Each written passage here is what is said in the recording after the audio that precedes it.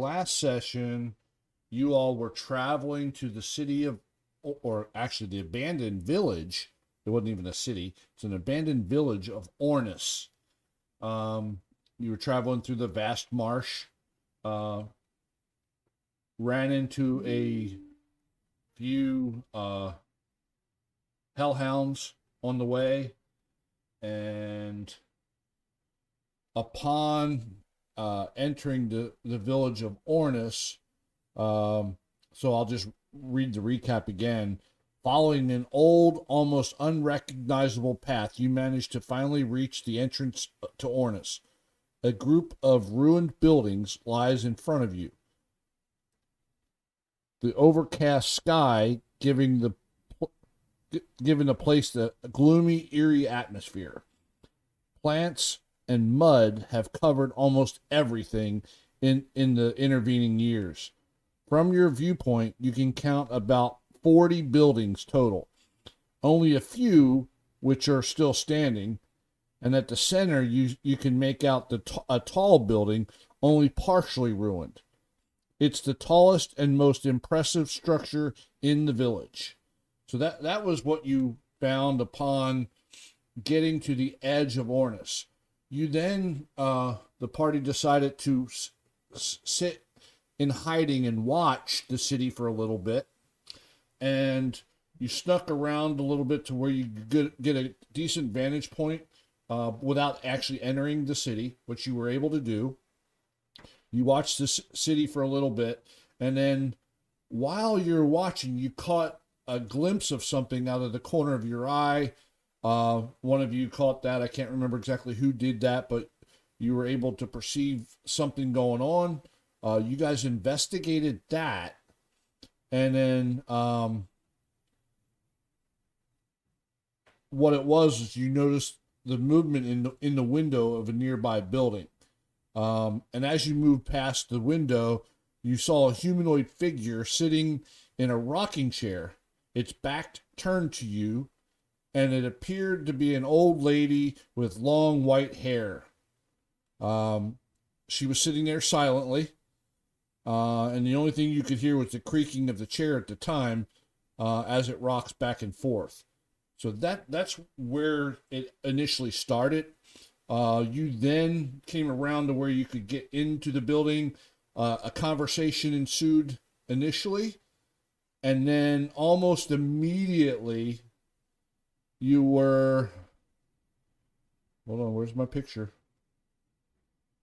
I thought I had a picture. Ambushed us. I do. So you were almost immediately presented with a picture or what you thought was an old lady, but turned into a hag right before your eyes. And then the battle ensued. Almost immediately, undead started coming from everywhere. You didn't do a count, but it was quite a few. Guess it was. Still quite a few. In the last session, you were able to get through two full rounds. By the end of the second round, you killed a few. And most of them surrounded Moses, as he was right on the entrance of the building. The rest of you all got into your range stances in different points around the house, and I'll reshare that map as well. And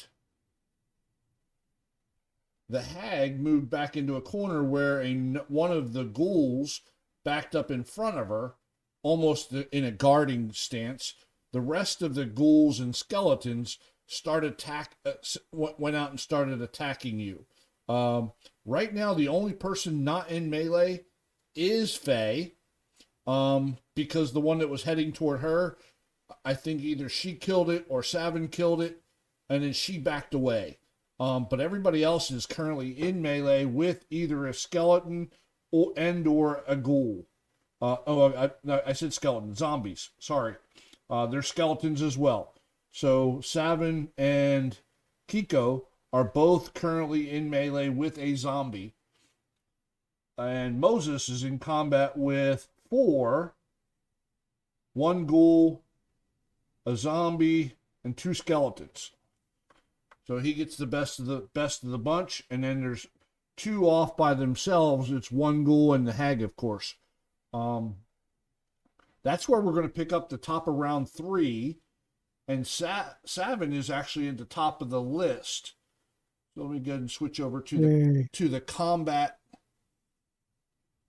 version. There we go. I switched over. Any questions? That's where we're going to start the beginning of. Oh, and I forgot to show you. I didn't show you this last session. I'll go ahead and show it to you now. Can you all see that without your tokens being on it? Yes. Okay. Yes. That is the city of Ornis. Correction. Yeah, I'm not seeing it. It's the abandoned village of Ornis. You're not seeing it at all, Moses? Yeah, but it's probably my computer's super slow today. Everything's Okay. taking the time to load. No worries. It'll Okay. pop up. I think. It'll pop up here in a second, and you'll be able to at least pop up for you. Share the links, or not share the link, copy the link down and put it down in one of your bottom ones. You can leave it open. That way you can access it when you want later. Yeah. It came open. Okay. So this main big building in the center is what you believe to be the town hall as it was described to you. You came in somewhere up in here where initially and moved around on the north side till you got to this building, and that's where you're currently at right now. So you're battling right near the edge, and that's why on your map you see a little bit of water. On the map it's to the south, but you can see that it's the other way around. But that's it was just the best map I had at the time. But this is the building right here that you're currently outside of, and it's almost in complete ruins anyway.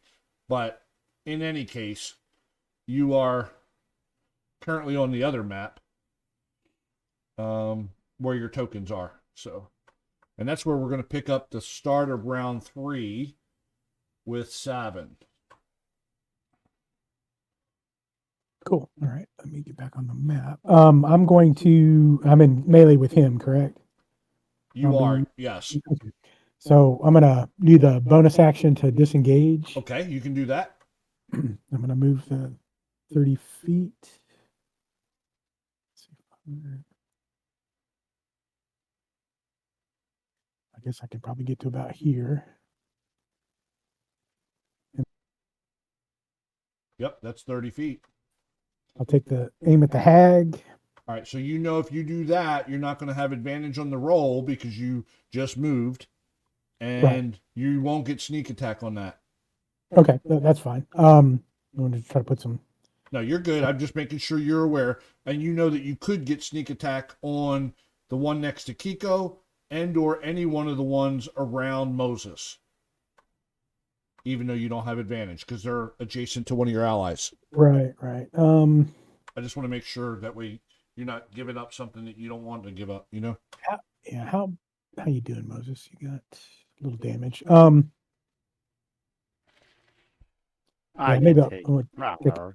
I'll see what I can do here with the hag.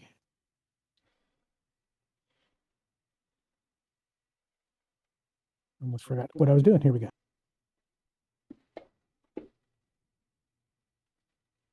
$17 is a hit on the hag. Okay. And I'm going to actually try to use one of my skills, or not skills, my is it Wells from the Grave? Okay. Is that on any hit? Or do you have to Well, use a bonus action for that? Immediately after you deal your sneak attack. So never mind, I'll wait. Okay. So let me just. Oh, you have to use sneak attack for it? Well, it's the sneak attack damage that transfers over. So since I'm not getting it, Oh, okay. flipping 2. Well, Yep, she takes, and you see that she actually takes all that damage. okay. That is it. Movement. Bonus. All right. All right. Let's see here.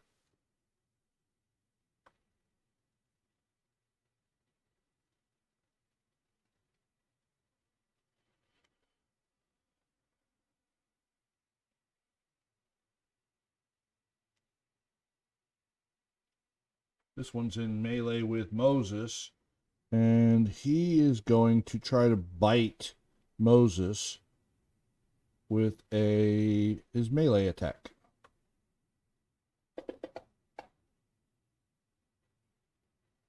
But Moses' armor keeps him from getting flesh, and that'll end his turn.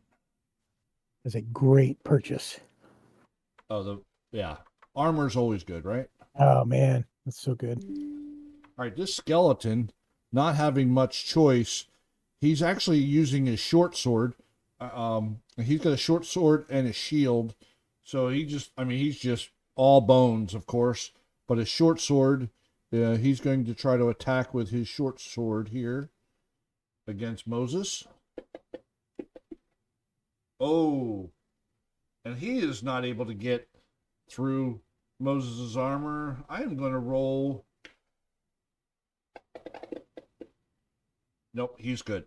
So he rolled a nat 1, so I figured, let me roll to see whether or not anything happens with his shield or sword or, something. I gave him a 10% chance, and he rolled a 30, so he's good.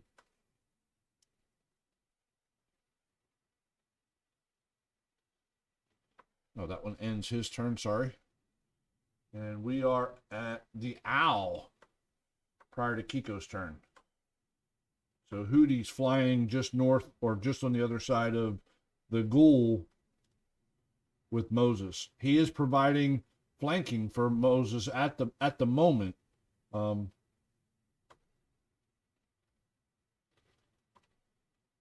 Okay.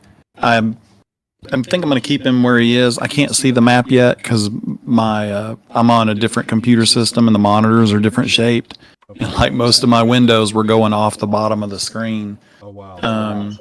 So I'm working through that. But so you're in melee right now with a zombie. Yeah. That zombie's name is Zombie Big Red Leg or Big Right Leg. So he's got a big giant right leg and left leg real small and skinny. And he shambled over towards you and tried to attack you last round. I don't know whether he actually hit you. I do remember that. He made it up. He didn't attack me, but he got up against me. Yeah, I remember that.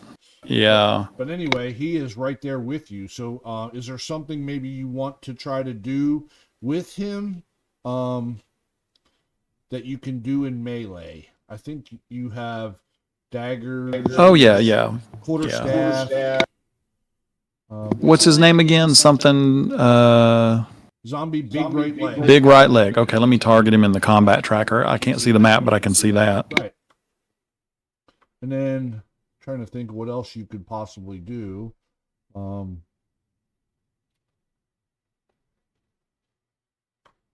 think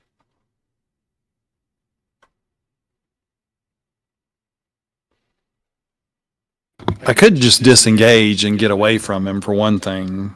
Oh, you could do that too, yeah. And just pick back up with what I want to do and get farther enough away from him that he's probably not going to get up against, in melee range with me like this. Yeah. So that's one thing I'm thinking about. But I hate to lose a turn to do that. So let me... the other alternative is you could do something like Magic Missile, which you could do that is going to automatically hit that you don't have, or you could do something. Can I? So like I know with spells when they're in melee range, and if it's a ranged attack like Magic Missile, you have disadvantage. There's no attack. Yeah, true. I guess so. It's an automatic hit. Right. So even if I did have disadvantage, it's still automatic. So right. It kind of takes care of itself. Yes, you would have disadvantage on any ranged spell attack. But Magic Missile is one of the exceptions to that because it automatically does damage. So another one would be like Tasha's Mind Whip. You could use that as well because it's a saving throw. Yeah, I think I'll hit him. Whether you want to do that against the zombie, I'm using that as an example. Yeah, I'll do the Magic Missile. Right, but like as an example, you're standing right next to him with your ice knife. I don't think that's only a ranged attack. I don't think you can do a melee attack with it. So you would have disadvantage on that if you used Ice Knife doing that with like the cannon. Right. Okay, I'm gonna do magic missile. Okay. You do it on the zombie or the hag? I'm doing it with the guy that's right in front of me, so he doesn't. I'm gonna see if I can take him out real quick. It's a zombie. Go for it. Okay. So do you want me to do that for you, or do you? No, I've got him targeted. I see in the combat tracker, so it's just a matter of rolling damage now. And it would be. I think. Yes, that's correct. 3 magic missile force damage, 1d4 each, 3 of them, unless you want to upcast it to 2nd level. No. All right, so here we go. So 1d4 damage. Let me go to. Sorry. Yeah, it's three dice total. Plus 3, basically. Oh, you're doing damage. Oh, perfect. Some good rolls. Really good. Yeah, I usually do. I do well with this for whatever reason. The odds defied with magic missile. I get pretty good rolls usually. All right, so those are the 3. He is heavy. Okay. All right. He doesn't look very good. I mean, you look like you hurt him really, really bad. And he's still up, but he's not doing very well. Okay. Yeah, Kiko will just, shout out, if anybody's got a second, get this fool off of me. And then he'll just stay there and get ready to give him another dose. All right. And he'll pass his turn. All right. Moses, you're up. Okay, I'm swinging.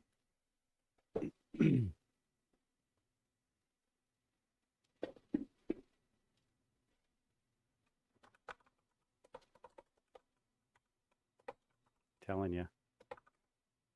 Thought it was good. It's better than it was last time because they were all 1s last time. Through the shield. And it's a hit.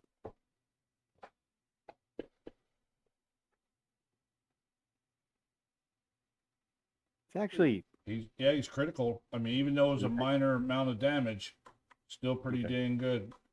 That was the shield bash? Yeah. Okay. He's still critical. Passing it on to Faye. Faye, go help Kiko. She should be able All to. right, Faye. Get rid of that guy. What will she do? Probably a chill touch. But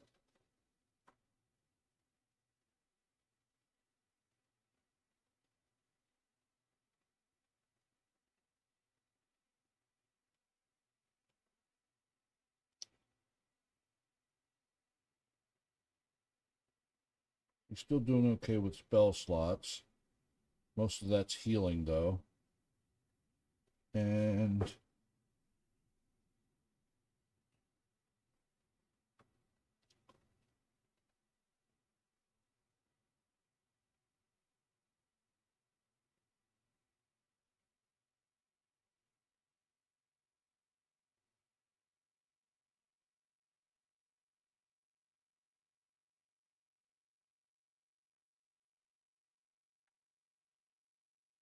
yeah, so I think Faye would probably chill touch the one that's right there, right next to her, which is big right leg.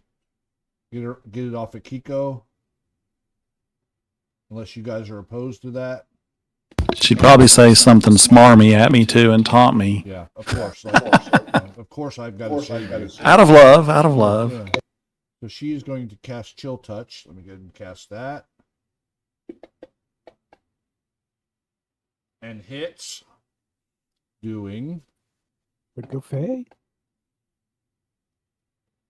3 points of damage. And that one cannot regain hit points. And it has disadvantage on any attacks against her.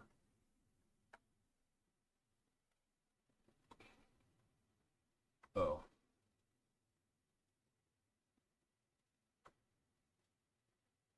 I just accidentally put it on Faye. Let me fix that. I put the effect for the chill touch on her rather than on the zombie. That's funny. Misfire. Yeah, right. So she gets disadvantage on any undead. Then that's not good.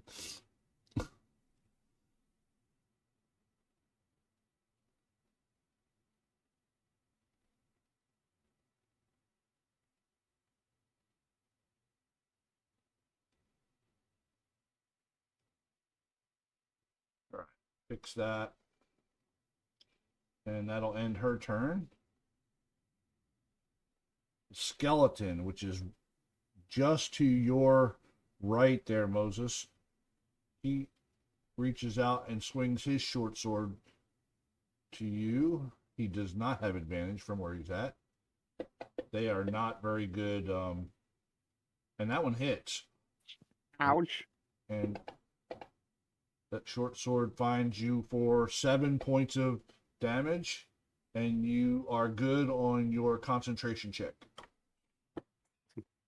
I honestly don't remember what you were concentrating on, but it was something.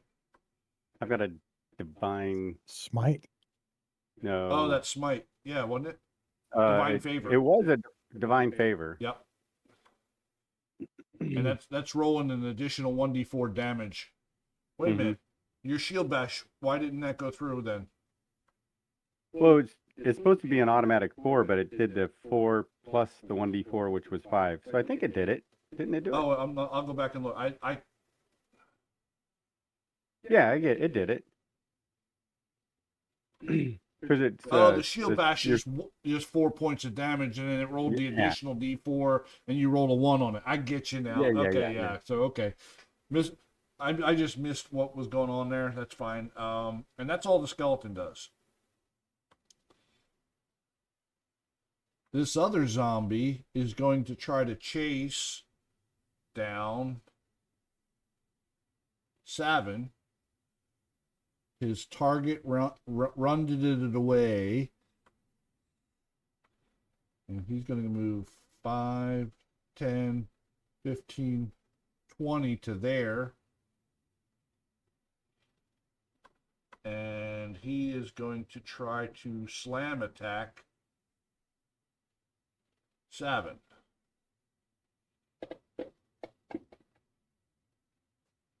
And that is a dirty 20. And he gets damaged through, doing a whopping 6 bludgeoning damage. So he pummels you, and you're like, what the heck?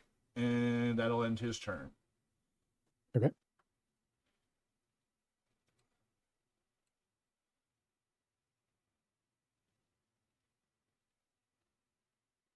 All right, so the hag, not liking being attacked by arrows, reaches out, and let me validate that she can do this.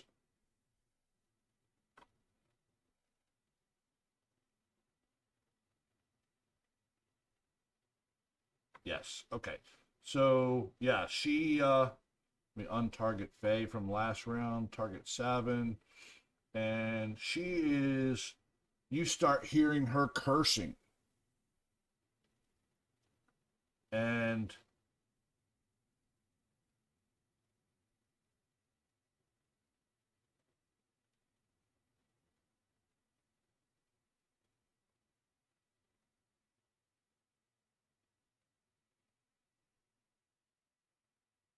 trying to look here. Yeah, she's basically hexing you. Let me put the concentration effect on.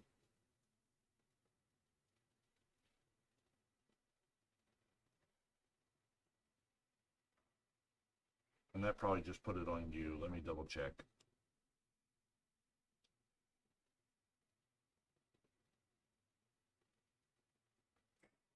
No, maybe not. Maybe it actually did it right for once.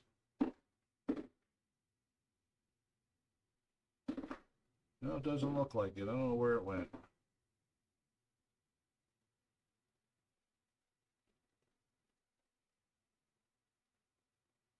Oh, yeah.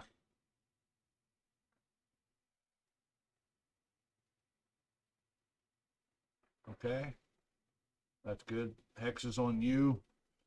So she only so you all know that you've seen Faye use this before, and you all know that if she hits the hex creature with any kind of attack, you'll get additional type damage as well. So that's what that bonus action was. And then she is going to hurl a chill touch at you, Savin. Okay.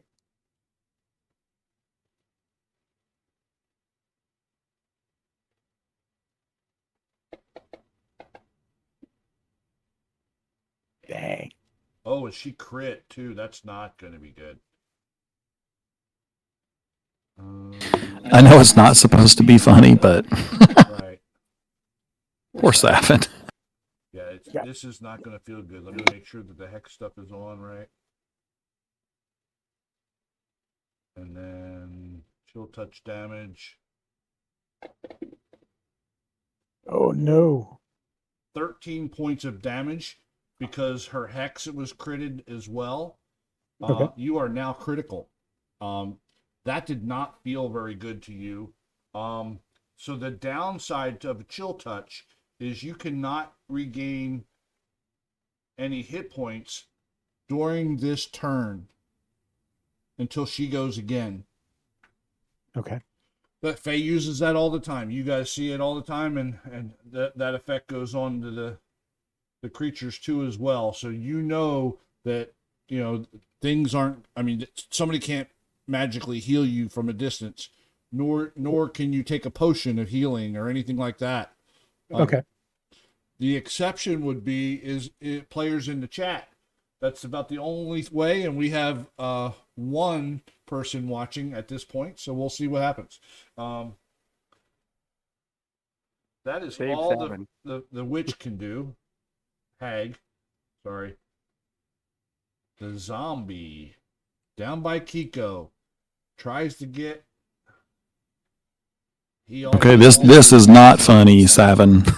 Right. Whatever happens here is not funny. Ha ha ha. He is trying to slam you with his fist. The zombies don't have weapons, so they're just slam attacks.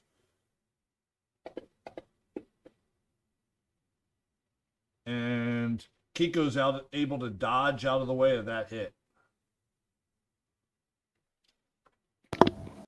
Because he was bent over laughing, still up and down at Savin. This one tries to slam attack Moses. But it only gets Moses' shield. No, cannot get through.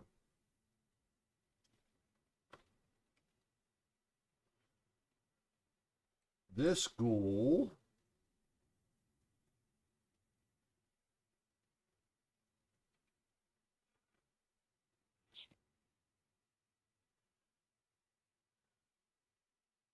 he is going to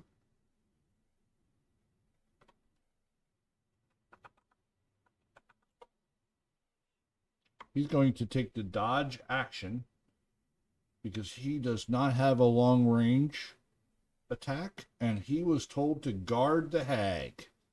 So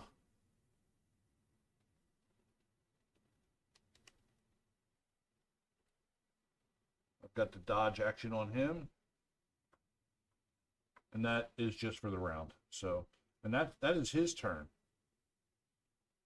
Savin, we are back with you, but you are in melee with the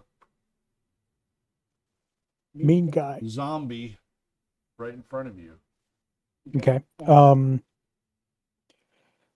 think I'm gonna have to readjust a few things. So I'm going to Uplifting Quarrelsome is his name. I'm gonna have to disengage again for bonus. Okay. I will move back I think that's 30. Yeah, so when you do that, you're crossing by him and you're allowing him to get to you on your turn. If you move in the direction away from him, He might not be You able know to what? reach you. Yeah, that's good. Well, I mean, his movement's 32, right? No, Oh, it's not. he only Okay. moved 20 feet to get you. Moved to a point where he only needed to move 20 feet to get to you. Okay. And by you going that down south, you stay within 20 feet of him. Okay. So let's. You understand my yeah. Oh yeah, that was actually a brilliant idea. Because that may have messed me up in a big way. All right. So, bonus action disengage. Okay. You're targeting. Okay. Yep. There you go. Now I get advantage on this guy, right? No, you'll get sneak attack on him because he's adjacent. But Oh, okay. yeah, you moved, so you weren't able to take steady aim. Okay. Well, I'll see if I can pot shot him, and if I can get a hit, Yeah, I if you will get a use hit, you that, will get sneak attack for sure. So I'll use that ability if I do here. Okay, yeah, so a we're- 20 does hit. all right. So let me figure out where that Wails from the Grave. Okay. Damage. So I do the sneak attack on him first, and then I can do the Wails of the Grave on another person next to him. I think I have to so. do that separate. You have to put. I don't remember what the spell says, but you can post it in chat if you want, and I'll help you through that. That's not a problem. Go ahead and do the sneak attack damage on him. No matter what, you're going to be able to do that arrow damage with sneak attack on it. So.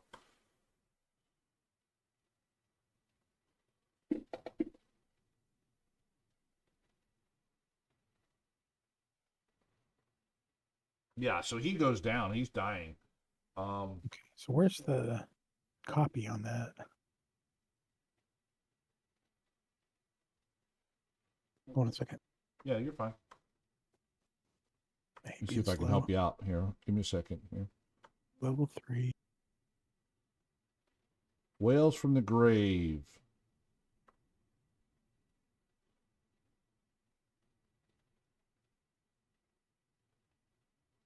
I always forget what to click. Actions. Oh, here it is.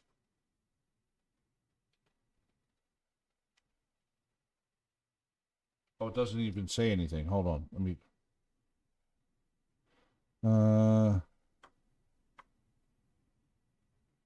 As you nudge someone closer to the grave, you can channel the power of death to harm someone else as well. Immediately after you deal your sneak attack damage to a creature on your turn, you can target a second creature that you can see within 30 feet of you. Which are you within? Oh, the only one within 30 feet of you? Nope, you are 35 feet from. So it's not Yeah, they have to be From within the 30 other feet of creature? you. of me. Okay. All right. So are you. Hold on, 5, 10, 15, 20, 20. That's all right. I thought it was 30 feet of the person that you attacked. So Hold on. This guy here. I was going to say he was in between two squares. That's not right. So so you could do the uplifting quarrelsome footwork that's been chasing you around. He's 30 feet away from you now Okay. because you just moved 30 feet away from him. So I mean otherwise you couldn't have gone as far as you did. So I think I just didn't have him in a square. So he is within 30 feet of you. So technically you could target him and give him Wails from the Grave as you were fleeing away, shooting the arrow back at the one you killed. okay. Makes We'll do sense? that real quick. So go ahead and target the one that's uplifting quarrelsome, that's chasing after you. And then you can do the, what is it? Half the number of sneak attack die for your level. So what is your sneak attack? Is it 2d6? Yes. All So right. it's just, So I think it's just one. 1d6. I pushed a little blood thing and let's see if it Oh, works. yeah. Yep. Yeah. And it does 3 points of damage. Okay. And he's Cool. at light. So he does take that damage. So it's move, bonus action. So I guess that's me. Hopefully the hag won't take me out on this one. Right. So, all right. So the ghoul comes back around, and he tries to claw at Moses. Sorry, Moses. I was looking for taking 2 of them out at one time. No, hey, it's all good to me. Got one of them down. The claw scrapes across your armor, but not able to get through. Hootie and the blowfish is up. And so he's still giving, he can help and still give advantage where he is. All right. So I have to retcon something. Moses, you didn't roll with advantage on either one of your attacks, did you? No, I didn't. And was you attacking the ghoul right in front of you, or was you attacking one of the other ones? Attacking the ghoul right in front of me. Yeah, you I have noticed that. advantage. Yep. So, we'll let's when we get around to your turn, let's play that by ear. We'll see what happens, and I might have you Okay. roll an additional die because you didn't do it last time. How's that? Okay, sounds good. Yep. But yeah. Okay, so he'll leave him there, and then he's got to deal with this guy in front of him, and he's critical. So Yeah, both you and Faye hit him. He's not doing very well. right. So I'm trying to. So is there a way? And I should know this. Is there a way I can do? What can I do now with him and still have magic missile to cast later? Anything? No, Okay. I don't know of any cantrip that you could cast as a bonus action that does damage. Daddy. Okay. Well, I can direct one at him That's correct. and another at somebody else. So I'll do that. You could do one at him and 2 at somebody else. Yeah. So I'm gonna do the hag with. I'm gonna hit him with. I'm just gonna go after the hag with 3 Okay. or 4. I'll leave him alone. He can take a swing at me. I'm gonna go after the hag this time. All 3 magic missile at hag. Unless I upcast it. Let me see. Yeah, if you upcast it, you get 4 D4. That's really not worth it. I don't think. Right. I don't. Yeah. I don't. Yeah, I think there's other better upcasts. So I'm gonna leave. Ooh, let me check something. Okay, yeah, I'm gonna do that. I'm gonna hit her with 3 magic Right, missiles. and because it's not an attack, you automatically hit, so there is no disadvantage on that. So, yep, that works out. Okay. So go ahead and target the hag and roll the 3 magic I've missiles. got her. I'm just seeing. I need to make sure I got the other guy off. I don't see. Yeah, I've just got the hag, so I think I'm good. Yep. So ice knife. No, not ice knife. Magic missile. Here we The ice go. knife would be crazy, huh? Oh, the bad rolls come. Oh, the bad rolls come in. Good one.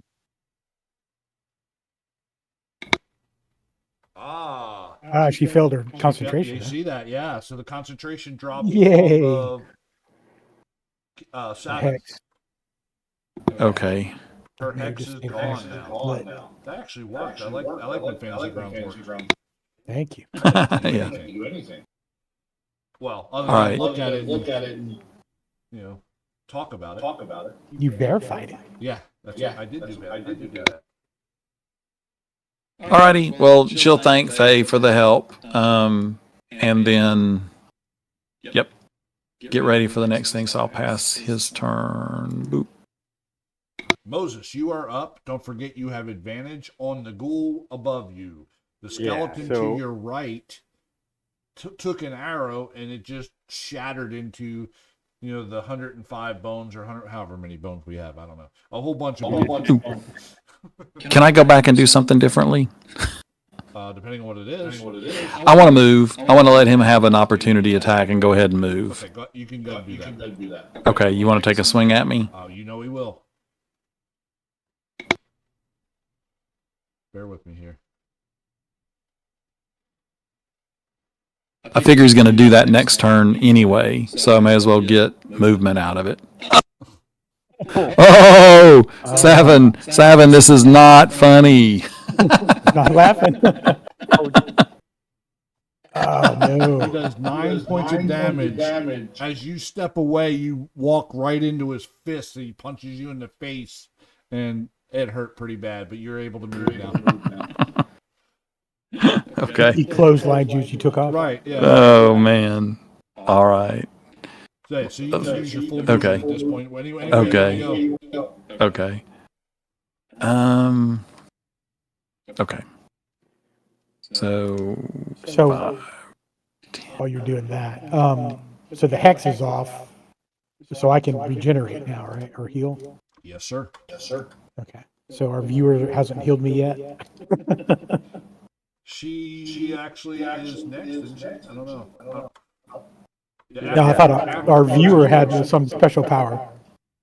Oh, I don't know. Okay. Faye would have. I think Faye's your only healer here. Well, and Moses is, but he's a little busy right now. Right. Exactly. Do you have a healing potion? Yeah. Yeah. That's funny. Stacked up. I thought our viewer or something had an option to do something. Oh, they do. Okay. But you'll know because it'll pop up on the it'll pop up on my screen here anyway. Okay. no pressure, viewer. No pressure. Yeah. Whoever. Right. He's probably wondering what we're talking about. It's up to you. Yeah, you on Twitch, Well, if you the could save viewers look at the experience points they earn by watching, they can cash that experience in to buy health potions for the monsters and the players, by the way. Ooh, not the monsters. You can grant advantage and disadvantage on rolls too, and there's a whole bunch of stuff you can do to interact with the players. It's That's fun. kind of cool. So let me start a Twitch on this real quick. Hold on one second. Yeah, you guys are allowed. I've got sneak attack and super Right. advantage and invulnerability.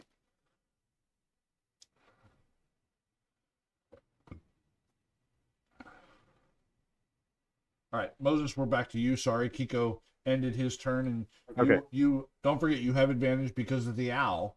Only on the ghoul though, Yeah. ghoul 3.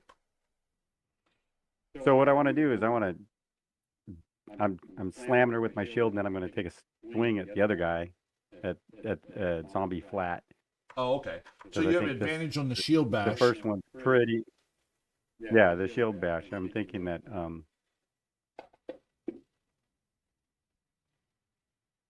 That's a hit. Now roll That hit, roll yeah. to hit again, just in case you get a crit. Okay,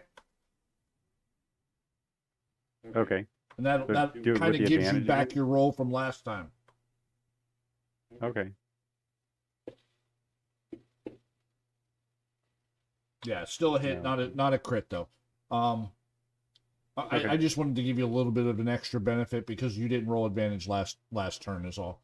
So go ahead and roll your damage on the No worries. ghoul for the shield bash. Did 6 points of damage, and that was enough I to did, kill but it. it didn't. It doesn't look like it. Nice. Good plan. Oh, it did Did you roll. get it? Yeah, Oh, there for it is. sure. Good. Yeah, ghoul 3 drops in front of you. Yeah. Oh, Awesome. And then so I'm ghoul 3, targeting. where's he at? Oh, way up there. That's why. Yeah, he is definitely unconscious and prone.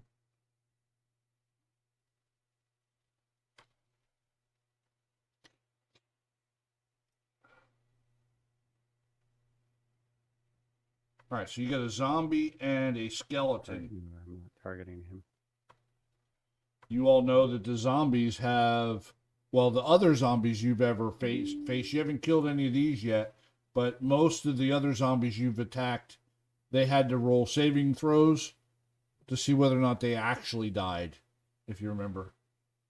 Called Undead Pop back Fortitude. up. Yeah. You all would remember that. That was only a few days ago, so. Get this guy instead. Try and take him down. Okay, here we go. Warhammer time. Hammer time. All right. That's a miss. No. You're going to have to switch hands. Okay. Just because I did that pivot. Do you have That's it for me.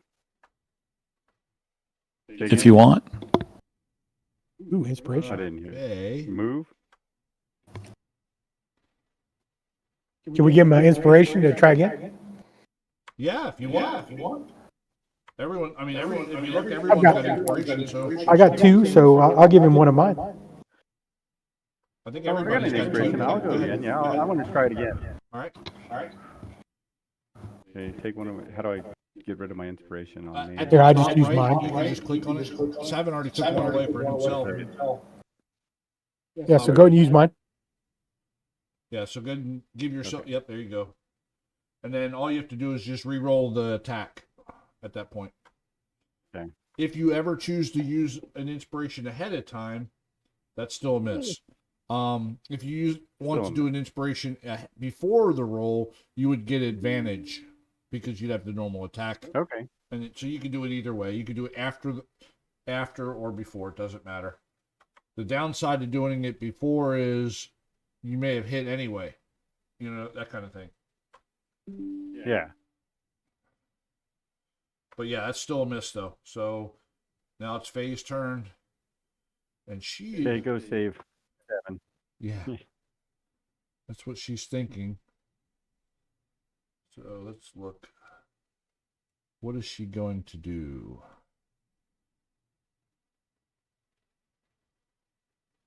Healing missile on me. Yeah. Which bolt? Oh no, that's not right. Wrong run. The only thing that she can do from a distance is healing word, you all. So here, I'll just paste it in chat here so you can see it. She can be up to 60 feet away and basically give you a 1d4 plus her spell casting ability. So that's the best she can do from a distance without either handing you a healing potion or be close enough to touch you. You know what? I just tell her to take that zombie out that's next to her because he's almost out anyway. Well, and that's fine. I'll let you be able to yell that. I mean, so that then she would definitely be able to either chill touch it or do something of that nature. That's a cantrip. It doesn't cost her any. I mean, the healing word was a first level spell, whereas the chill touch that she's been using on the zombie is a cantrip. Okay. And she would.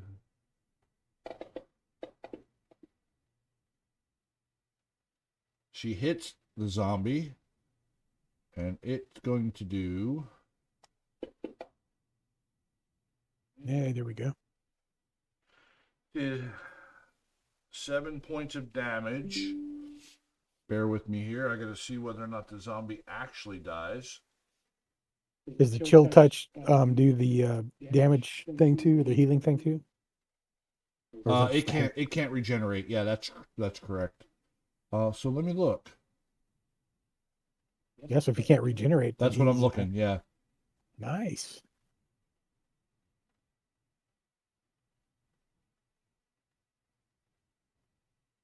It has to be radiant damage. Let me look to see what she does. Chill touch is necrotic. Womp womp.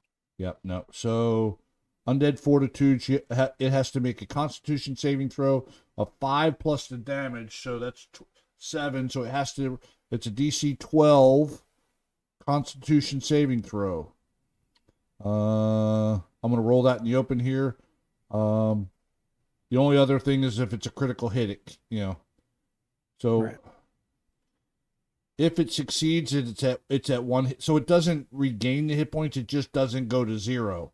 That's why it's undead fortitude. So its constitution keeps it at 1 hit point. It never drops to 0. That's what's happening. So that's why that's able to go that way. Radiant or critical hit stops that from happening. Here's the saving throw. And then 8 doesn't do it. So he does drop to 0 and dies. Nice.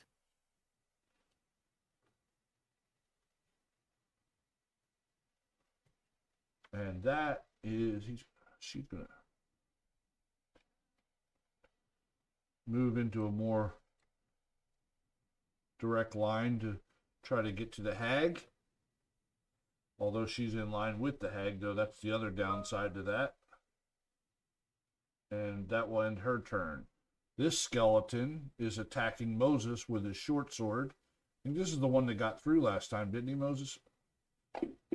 Yeah, I think so. He didn't do so Yeah, well he this did. time.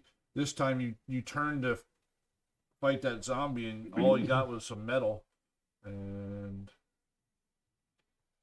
this other zombie, he's going after Savin. 5, 10, 15, 20, and he's reaching out with his claws, unable to reach you. And then he uses his action and dashes to you to try to get to you. So Okay. that's his turn. The Death Hag. What does she do? Takes me out. All right, I am going to roll a die and let the dice decide. Moses is 1, Faye is 2, Savin's 3, and Kiko's 4. So I'm going to roll a d4 out in the open. I just went in order of the distance away from the hag. So that's what I did. 1, Moses. Dang. And he would be the biggest Bring threat, it. real close to her too. So that kind of makes sense.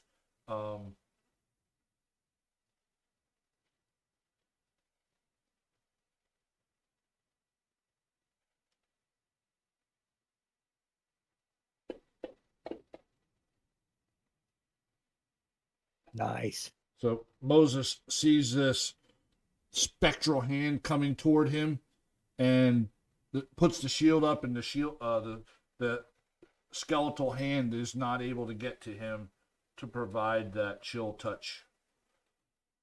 And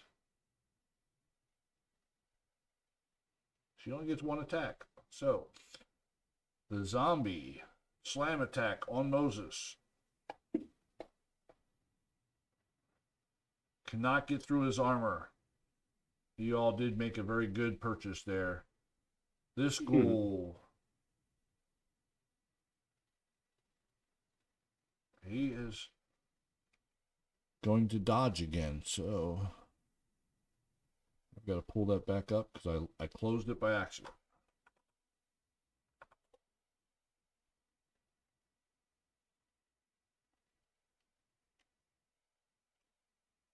There we go, and that'll end his turn. Savin, you're back up. You have zombie uplifting quarrelsome footwork right in front of you, but he dashed to get to you. So he does have his reaction left as he just went, but Okay.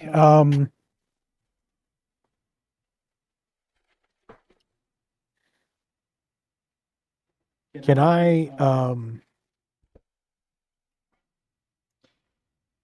guess take an action and then disengage and take off? yeah. The problem is if your action is a ranged attack, it's going to be a disadvantage because Right. you're right next to him. Right. I was thinking. So drinking a potion is an action, or is it? Oh yes. So Okay. yeah, you could take the potion before you run away. That's for sure. But if you disengage, you're not going to invoke a opportunity attack. So it really wouldn't matter what order you did it in. Okay. You know what I mean? So Right. Well, sadly, I think I'm going to have to do the healing potion here. okay. Let me see if I've got a really good one. Don't think I do.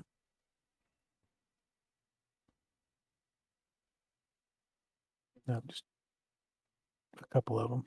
Dang. Okay. And what is it? 2d4 plus 4? Depending on which kind you have, yeah. Do you ever just a regular healing potion? Standard. Yeah, standard one. Yeah. So it should be in your inventory, and it probably on the Is there actions? yeah, in the actions tab under potions, you'll see a little plus sign next to it to the right that says heal 2d4 plus 2. You'll just Ah, you can okay. you can either drag that plus sign onto your token on the map, onto the combat tracker, or you can target yourself and then click the button. The problem is you're targeting the hag right now. Oh no, you're targeting the zombie that's right in front of you.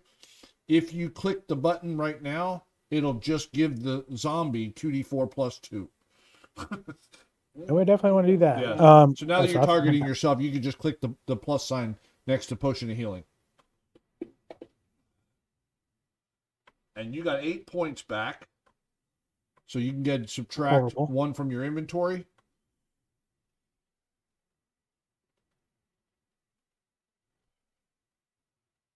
Alternatively, you could have clicked that little icon that says consume potion self, and it would automatically subtract 1 from your inventory. Ooh, Either way, you could do it. That's fine.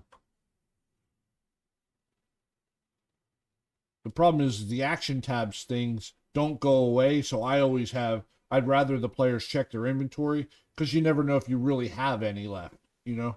right. Okay. Just because you have the action doesn't mean you have the inventory, you know what I mean? All right. So bonus action to disengage.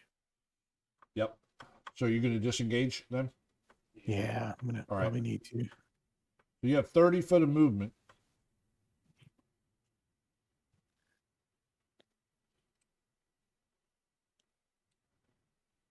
So if you disengage and go north, yeah, like that. Yep. All right, I'm assuming this is a well. So what I calculate,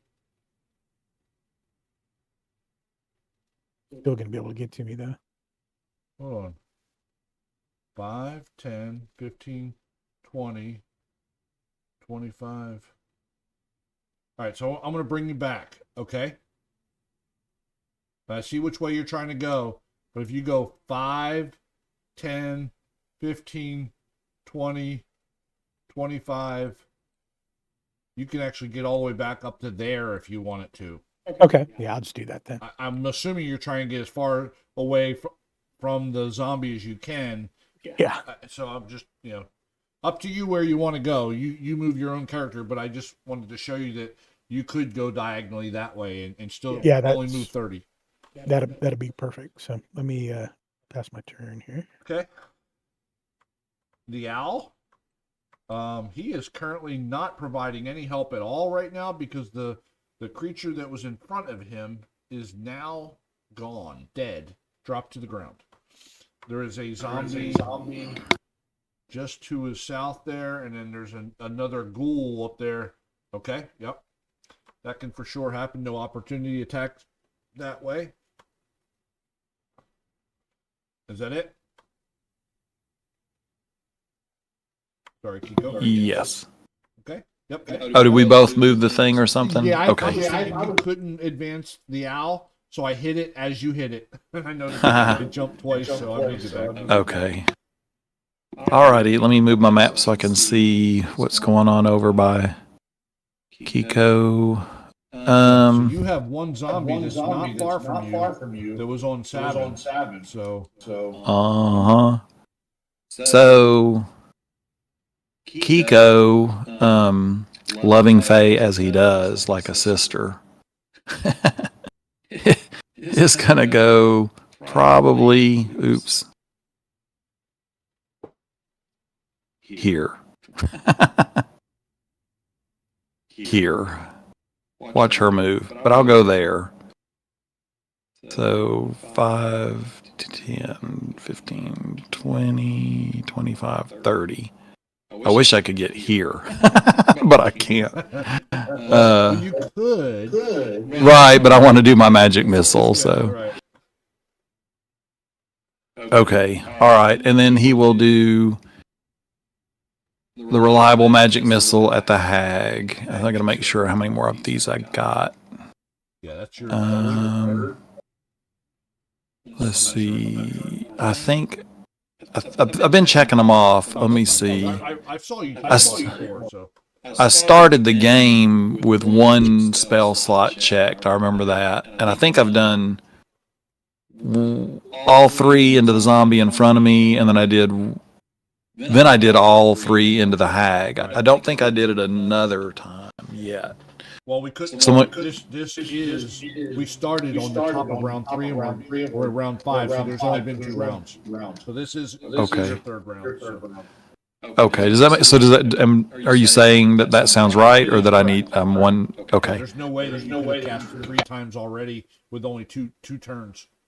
Okay. All right. So here I go. I'm checking off my last one of these. Make sure I'm doing the right one. That's spells. Yeah. I need to check off second level spells. So hang on. So this is my Magic missile second level? yes. Yeah. So I got to undo some. I've got one first level spell used. Now I'm checking off all 3 second levels. Oh, okay. Okay. So here I corrected that. My bad. All right. And then here we go. Yeah, this is your third one. That's for sure. Okay. Okay. Yep. It's worth doing. So here we go. All right. Good rolls. Come on. All decent rolls. Wow. Yeah, that was good enough. Yeah. Okay. All right. And I've already moved, and that will be it. Wow. Okay. That's some damage. She took all that, but she's still not doing that great. Moses, you're up. You've got 2 creatures, although you do have advantage on the zombie that's just north of you because of the owl. Mr. Hoots, he has a name. Oh, sorry. We call him Advantage. That'd be a good name. Yeah, come here, Advantage. Yep. That'll be his last name, Hoots Advantage. Sneak attack. Ooh, and then it's possessive. It's Hoots Advantage.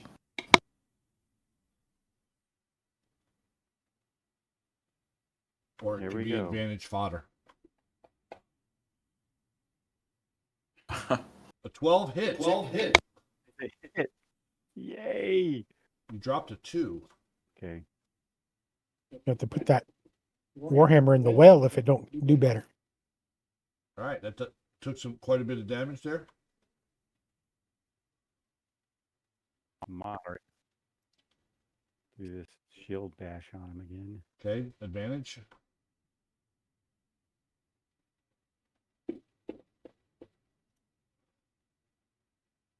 And a rolled 4 turns to a 9, and that's a hit too. Okay. 8 more points of damage. Max damage on the shield bash. Almost do as much damage with your shield bash as you did with your warhammer. Yeah.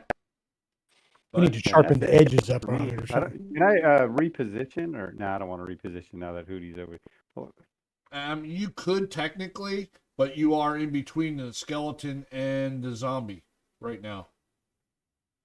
yeah, I know. And if I moved over, then it would be he'd get an opportunity. Yeah, the only attack place you from could that. go is north 1 square, where they would not get an opportunity attack. But Would he still get advantage from the owl? not Yeah. after. Well, I mean, the owl would have to move, but not. Okay. Not if he goes north 1. Right. Well, that's what I'm thinking. If I move that way, then the owl can move down and maybe not be in striking range. So that's what I'm going to do.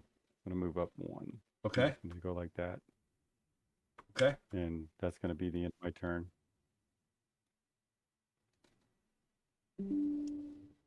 Hey, I want Hootie. what would to- she do? Would she attack the zombie out there, or would she attack the hag now that she's clear?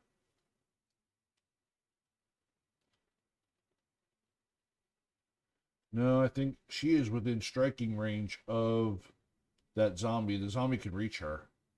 So I think she would reach out. Oh, wait a minute. So 25, 5, 10, 15. Hold on. Don't forget to consider moving 2 to the right and 1 up. Yeah, she could always move after her attack, too, though. I think she's going to attack the hag because that's the right thing to do. And she's going to try to cast Chill Touch, maybe? Or Which bolt? Witch Bolt or Toll the Dead.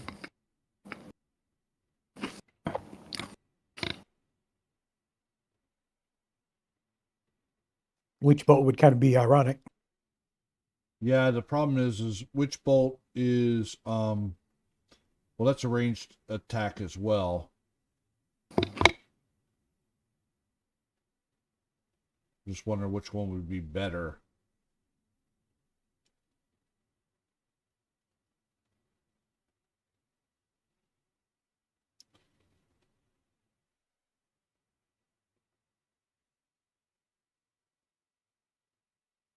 And then Chill Touch doesn't allow her to regenerate hit points either. So that's the kind of the advantage on that one. But I think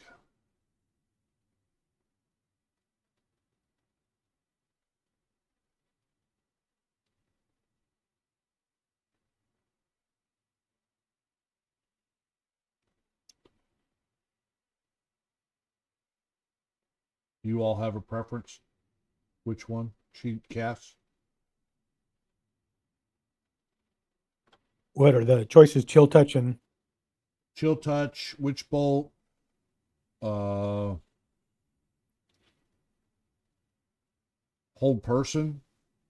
ooh. And there's no way she can heal Sabin? Not from the distance she's at. I mean, she can move closer to him, and any range healing would be Healing Word, I'll just wave her off. It's okay. which is 1d4 plus 9.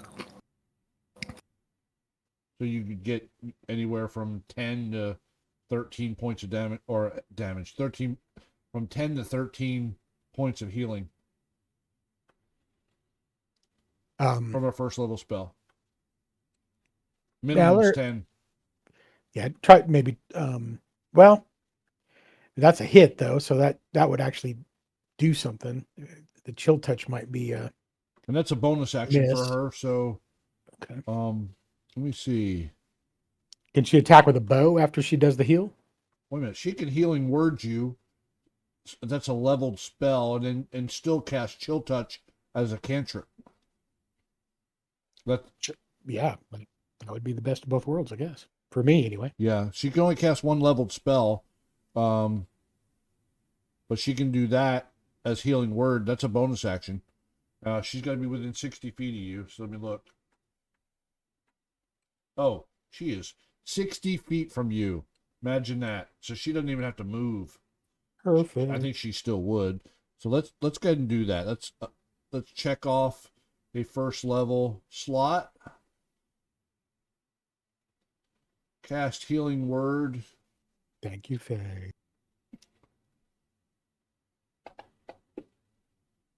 And you get back 11 points of healing. That is awesome. And then she is going to move 5, 10, 15 to, nope, we'll go 15 to here. And then try to Chill Touch said hag. And Kiko shouts out no and points right here. You were supposed to go here. I'm back. And crits. Oh, get her on the loose. Go Vegas. Nice. All right, so doing 10 points of damage to the hag, and the hag cannot regain hit points. Good job, Faye. Faye blows it against her fingered gun and ends her turn. And holsters it. Sweet. All right. This skeleton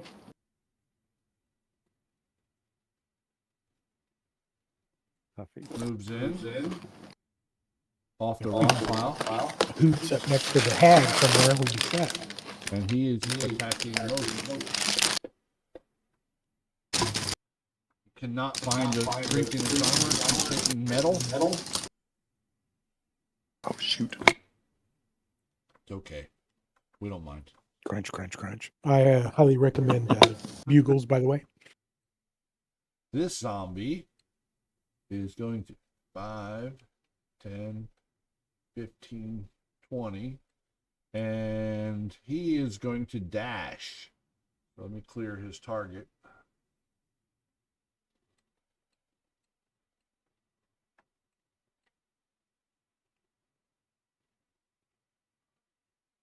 Kiko points and says she went that way. Yeah. What about the elf you've been following this whole time?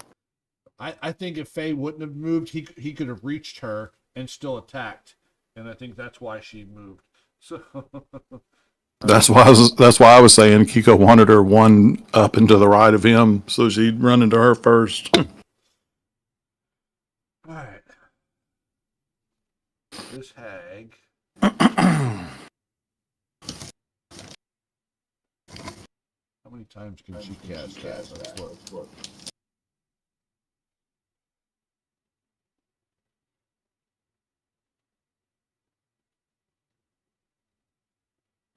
Oh, that's gone. She can't cast that anymore. All right. Yep. She's going to chill touch.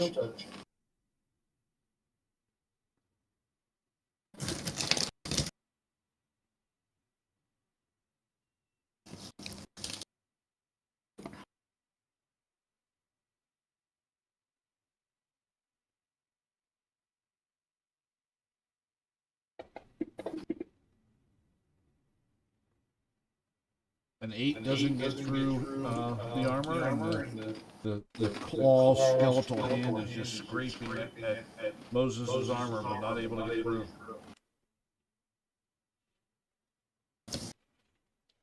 Zombie.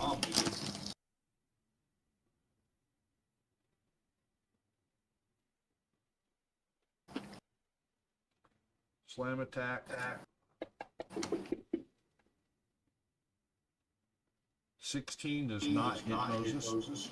I love that. Love my armor. I love my armor. We all pay off.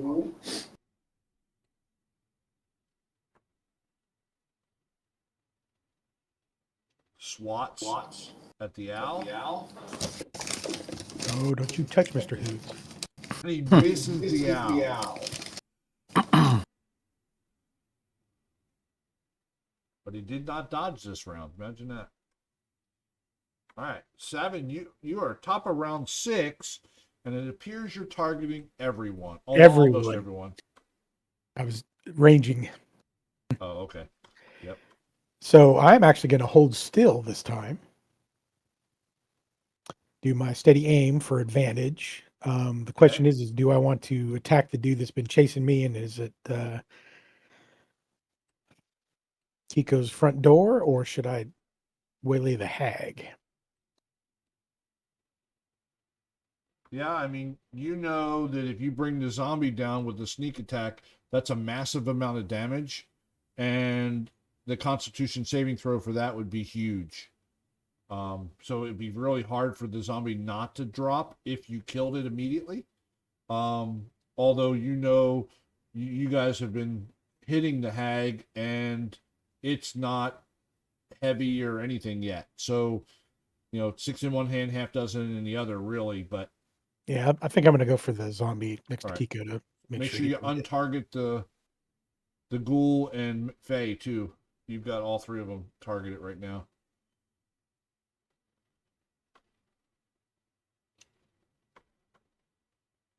All right, so now you only, yep, there you go. Now you have no targets yet at Perfect. all. Yep. Yeah, steady aim gives you, that's a bonus action, so you'll be able to click advantage on this roll. And then roll your ranged attack.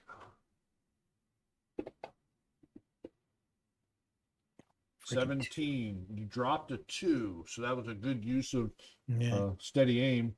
So that is a hit. So you can roll your sneak attack and then roll the damage. We'll see how many hit points.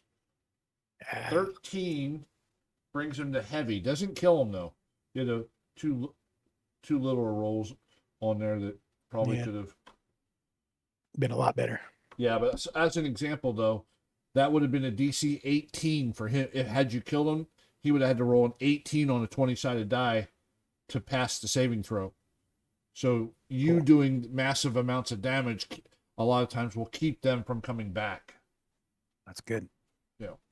All right. Did I pass it? Yes. All right. Hoots.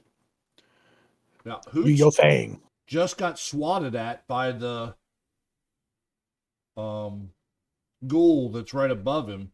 So he knows if he moves, he's going to get an opportunity. He could get an opportunity attack against him.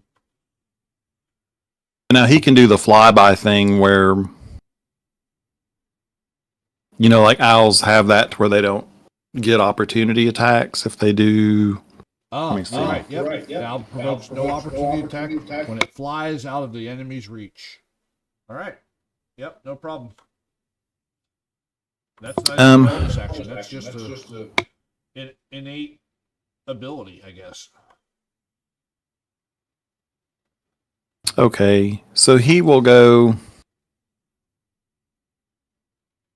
I guess, probably here, Okay. and he'll help against this guy, Okay. and that's his turn. And now, for Kiko, I've been a mess here. So, looking at my character sheet, I don't see any of my second level spells. And also, That's Magic easy. Missile is a first level spell. So now I need to move all those 3 check marks off back on my first level. But I don't have any second level spells to see. Okay. So as soon as you uncheck one of the spell slots, the reason why you don't see any is because you don't have any. Oh, slots. yeah. Yeah. So as soon as you uncheck them, so uncheck all the second level and then close out the first. And when you do that, you'll lose the ability to see the first level spells because you've used up all your slots. Unless I could upcast them. Hopefully, if I can upcast them, they'll still be there. But Right. So the only way you get around that is you can not check off the last one, but know that you used them all. Or you know what I mean. That's the only way around that. But you can. oh, they're still there. Oh, because you can. Yeah. I guess so. I guess it has that intelligence built in because I see all my spells now. Yay. Yep. Okay. Sorry. That explains a lot. Yep. But yeah, so you technically you can cast a first level spell, but right now because all you have is second level slots, you have to upcast it. You don't have a choice. If you cast Magic Missile, it would be at second level now. Right. I do have a feature, like a wizard feature, that lets me regain one. Right. So I think I could do that and get one back. Yeah. Mm, But don't you get a second But- level spell back? I might could even get a second. I'd have to look, but I guess I'm happy using a second level now. Let's see. Yeah, but if you regain a second, you don't want to regain a first when you could regain a second. Because True. It's the same damn thing. You still Yeah. get a first level at second level though, so it's almost crazy not to. Okay, he's going to stay here and take his critical hit on the next turn and go ahead and do Magic Missile at the hag again. Okay. I was going to say you might be able All to knock him out with 1 missile on him and 2 on the hag, or 2 on Yeah, him so you and get 1 on the 4 hag. missiles now. Oh yeah, with 4, I guess maybe I will send one at him. I am tired of him, so let me undo. I'm gonna untarget the hag real quick and get him. Okay.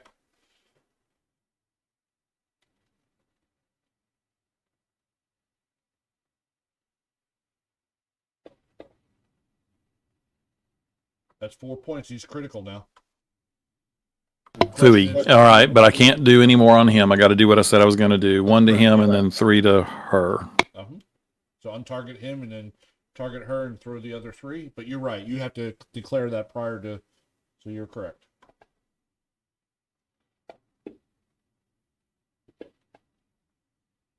All good rolls. Holy shoot. Yep. All right, so I'm ready to take my critical hit and I move on.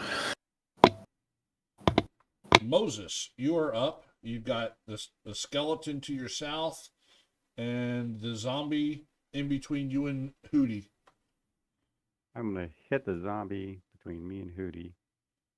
His real He's a name's critical Blowfish Advantage. blowfish advantage.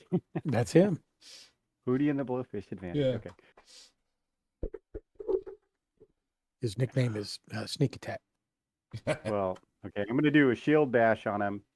And if that doesn't take him down, I'm gonna hit him with a hammer. But if it does take it down, I'm gonna pivot and hit the skeleton. Okay.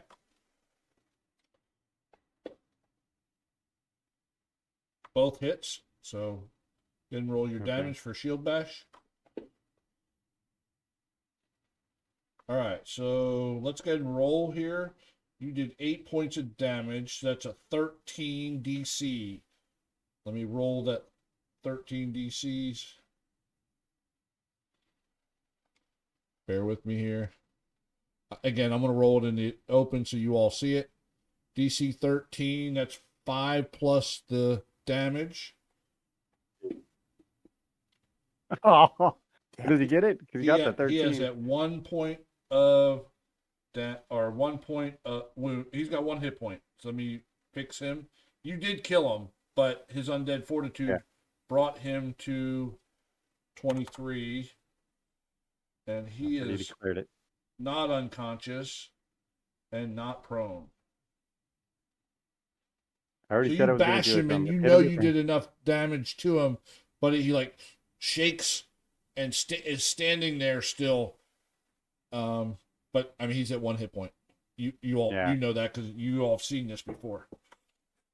I'm gonna stick with, what I said. I said I was gonna hit Okay. if he's still up. I'm gonna hit him with a hammer. So All right. here we go. Roll high so he can't come back. Right. Well, no, that. Well, Yeah. that. Oh yeah, So that's now right. he has a DC of 18 to stay up 18. at 1 hit point. So let's see. Yay! That doesn't do it. He stays down this time. And I'll go ahead and remove him from the combat tracker. He is gone forever. All right. And pinned up against the wall. So okay, that's it for me. Faye can take out the one from in front of Kiko.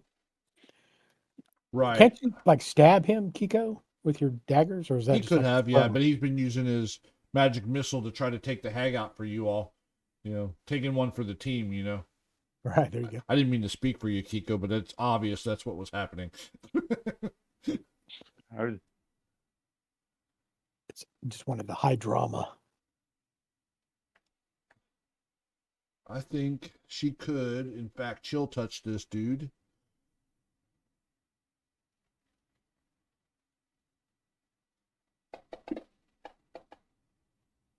Not when, oh, that's a hit. She rolled a 3 and hit. Wow. I was thinking, oh, a 3, there's no way. But it wound up being a 10, so a 10 does hit. Let me go ahead and roll the damage. Wow.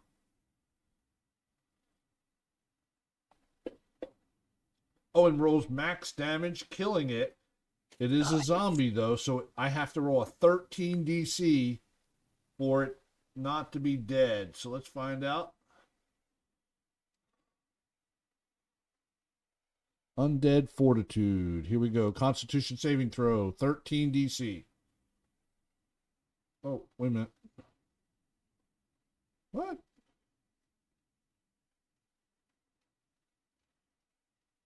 Why didn't it roll? It just gives up. It says DC 0. Yeah, That's like automatic success. Right. Why? This game is rigged, man. It's rigged. It's those new dice he has. Let me try that again. Why is it not rolling? Oh, maybe because it needs no. Oh, I know why. Brian, I had Faye targeted, or not targeted, but Faye selected. So no, it still didn't do it. He can't be killed. Ah, hell. No, so that was Kiko's, not his. Okay, so I'm just gonna roll. Okay, I have no idea why, but I want to just roll a d20 out in the open. I'm not going to use that 19 because that rolled off of Kiko's sheet. That doesn't count. Here it is. A 9 does not get to 13. So that means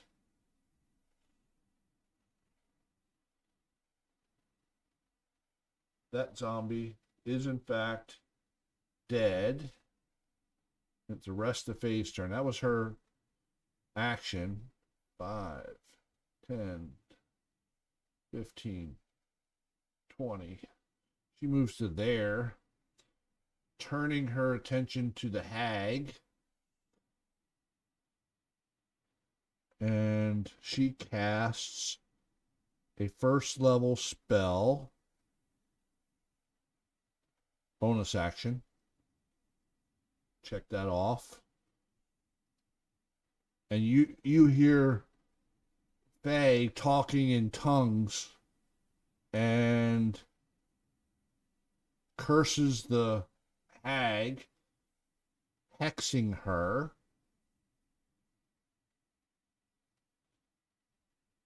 How do you like that?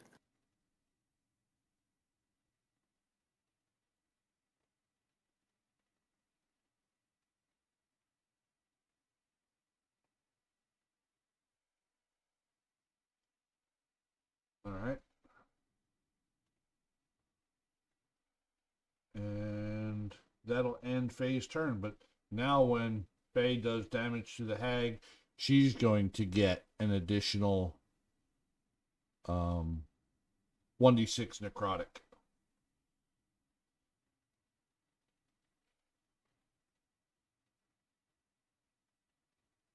I think this might be our longest battle. We are almost done with round 6 is where we're at. So it's pretty Yeah, we usually close. take, I think like- we actually got the a round 10 battle once before. This skeleton is short sword attacking Moses. No change. Exactly. No change. No change. The hag.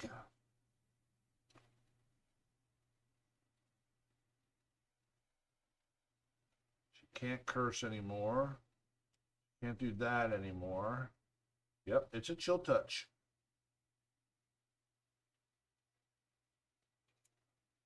Let me see something here. I'm going to roll. Yep, Moses. I wanted to see whether or not she would turn to Faye based on the fact she just got hexed, but there was only a little bit of a chance, so. Wow, she can't get through. She's cursing you out at this point, Moses. No, she can't. She can't curse me. Yeah, not for real. She's actually cursing you, but it's not magical. Yeah. Speaking in sailor tongue. Yeah. Sorry.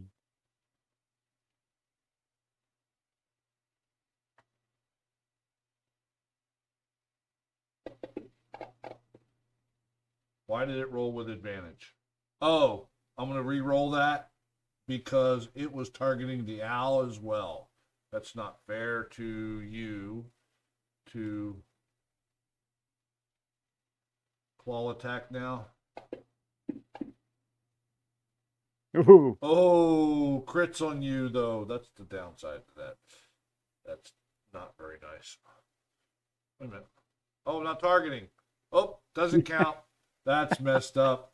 All right, now he's targeting. Real roll now, sorry. And it misses. That is so messed up. But I gotta follow my own rules, so all right, there we go. Savin, you're up. So that goes step forward 5 foot to get in melee with you. You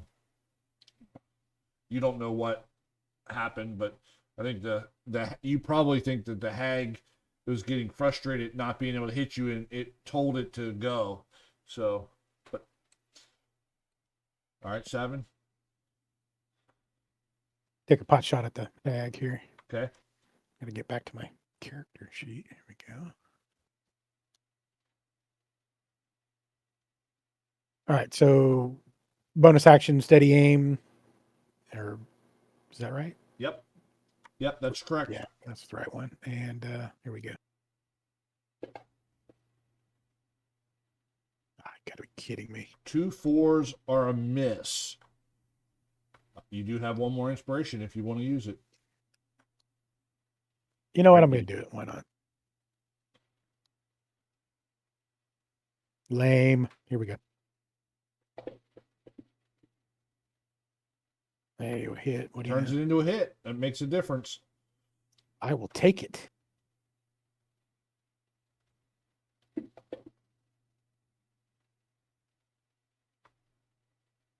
$18 points of 18. damage. It's pretty good. Yep. Yeah, that's all I got. So I'm gonna end my turn.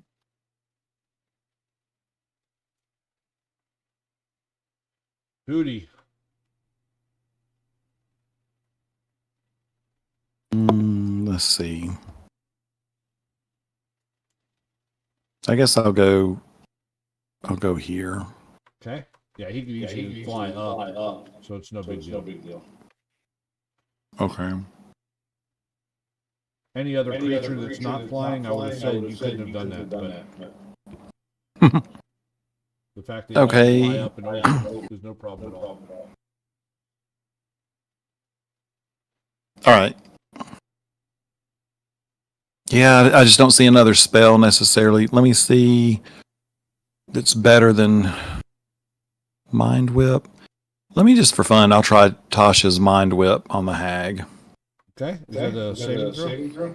It's a DC 13 intelligence. Okay. So I click that. Yep. It'll automatically roll the saving throw. And she succeeds. So Boo. you take half on. Most likely leveled spell. Let me see what it says real quick. Oops.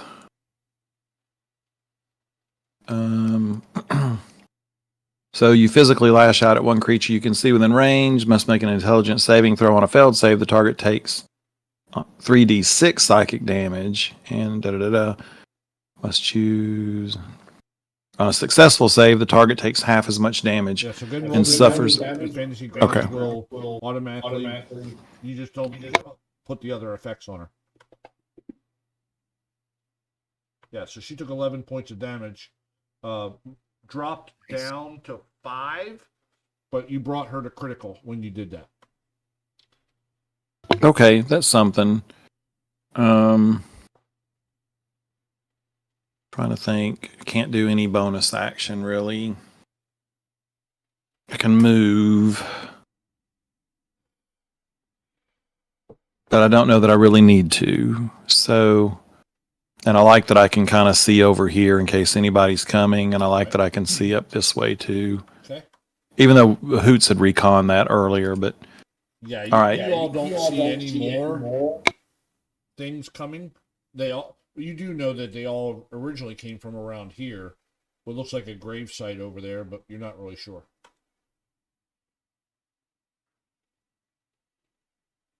Moses, you are up. Yeah, and I'm going after Puppy. He hit me earlier. I'm still upset about that. Okay.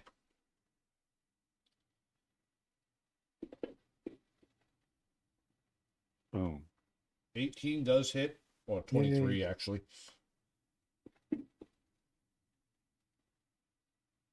That brings it to critical. Smash him in the face with the shield. So the question is, do you hit it again with the Warhammer, or do you go to the other one? Totally up to you at this point, because you didn't say ahead of time. Yeah, I'm just taking him. I'm going to take this guy down with the shield, hopefully. 13 hits. And 5. Nice. That was enough. Yes. And you notice that hitting the skeleton with the bludgeoning type stuff was vulnerable to that, so it was taking double damage as you were doing all that. Oh, wow. That's where the Warhammer comes in handy. Yep. Mm-hmm. And the shield bash for that matter. Sure. The skeleton And does not that's- have undead fortitude, so it does not get a saving throw. So it falls to a pile of bones. And Faye is up. What does she do?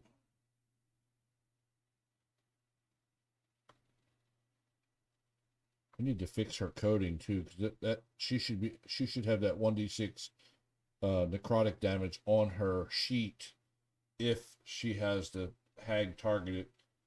The hag had the correct coding, but she does not. So I'm gonna have to fix her character so that way she can put the hex tag on somebody, and the fantasy grounds will do it automatically. So that's something I'll have to work on later. And she is going to.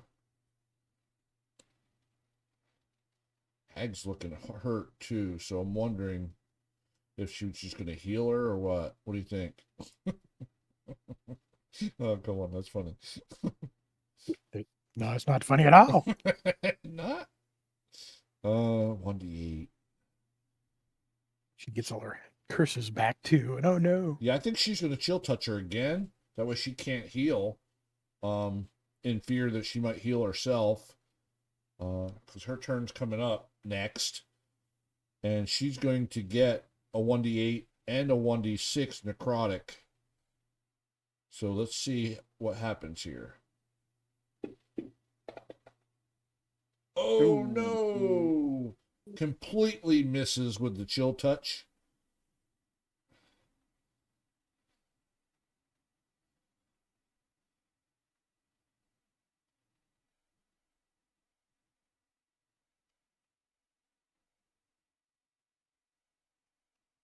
Faye moves up to here to try to hide behind the well a little bit. She's going to get partial cover there. But she can't hide because she's not a rogue. So, not as a bonus action or anything. All right.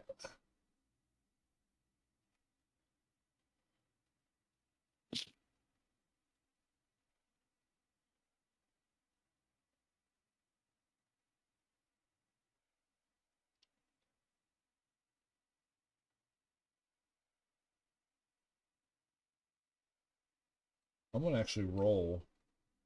She has given up on trying to get through Moses' armor. So I'm going to roll a d6, and I'm going to go from the top.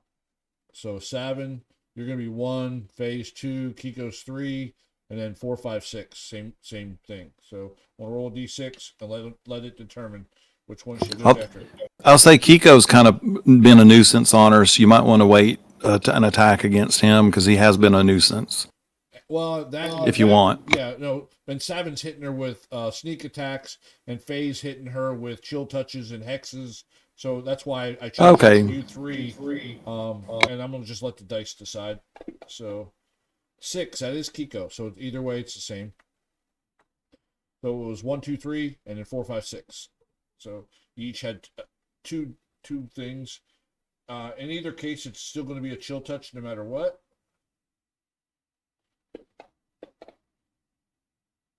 And that misses. You see the skeletal hand come towards you, and you're able to jump out of the way of it.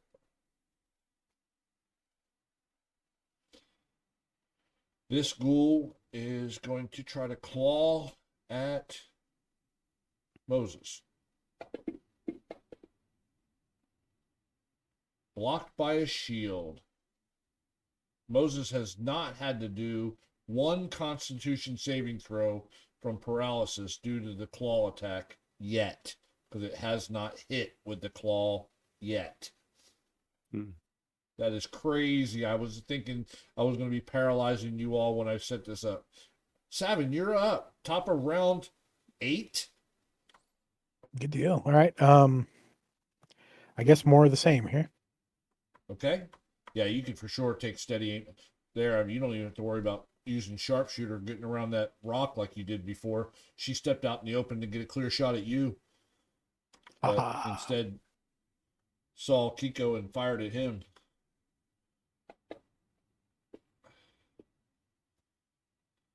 Oh my God, that's 2 in a row. 7 and a 7 misses. She dodges out of the way of the arrow. We're going to do something different next turn. Okay. All right. Well, I'm going to stand there and just shake my head. And Hootie was successful, giving Moses advantage. Yeah, thank you, Hootie. Okay.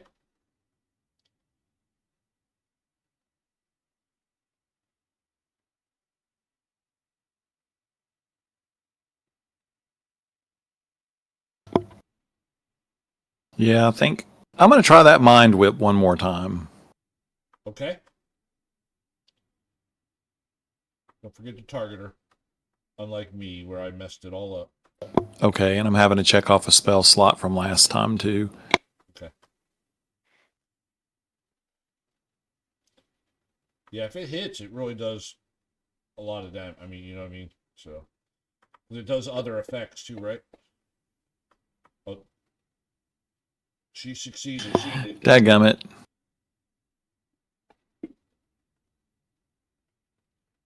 Still did 5 points of damage. Yeah, you see that she's got a pretty good intelligence modifier too, though. You see it in the chat there. Because she's got a higher intelligence, it's just harder to hit her. Yeah. Moses, you are in melee with the ghoul. However, tactically, you know you could attack either creature just by movement without opportunity attack. So, you being a tactical tactician, you know that. You just have to decide which creature you want to attack. So you get advantage on the ghoul right now. Yeah, I was gonna take advantage and hit the ghoul right That's fine. now as it is, yeah. and then We're do all a gonna team movement up on the after hag. is what my Okay. plan was. Sounds good. But I'm not targeted. Hang on, let me target. Right there, I'm targeted now. I see you targeting the ghoul right now. Yeah, that's what I'm targeting the ghoul right now because I got advantage on that.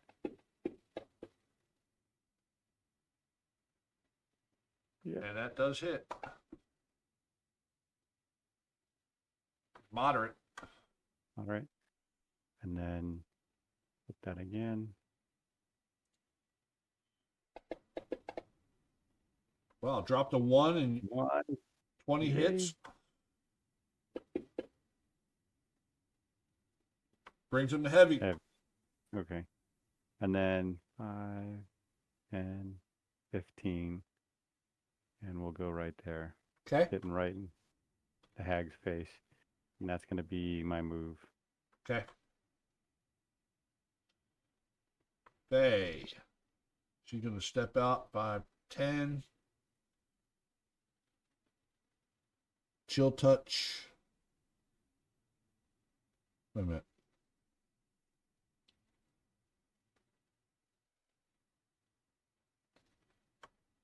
Bear with me.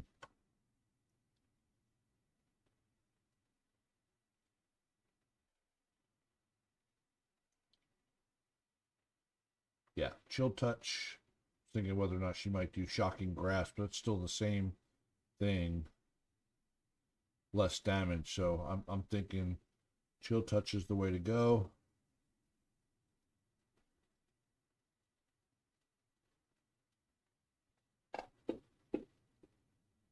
That does hit.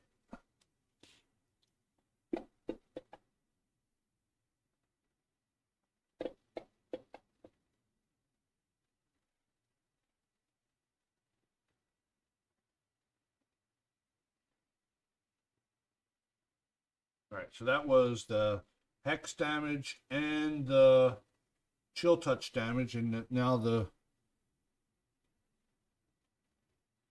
hag can't regenerate hit points this round. And see where she's at. She's not looking very good, but she's still up.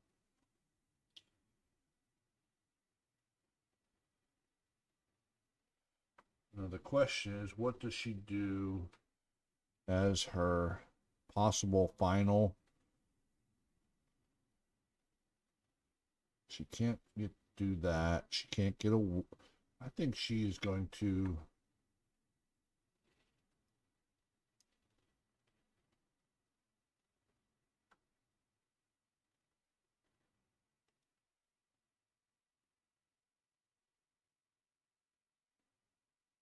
Does she want to apologize and try things starting over? Right.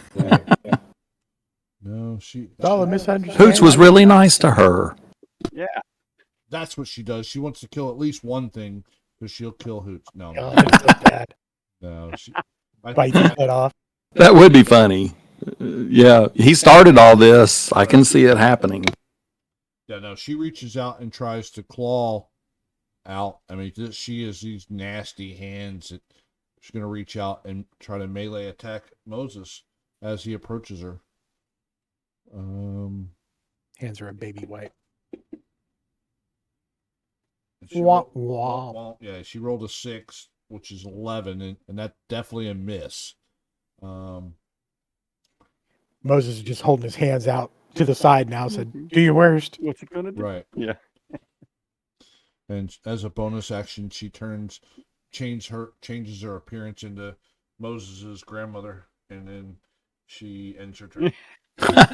That's funny. Sorry. It was me all this time. I'm so sorry. The ghoul tries to do a claw attack on Moses.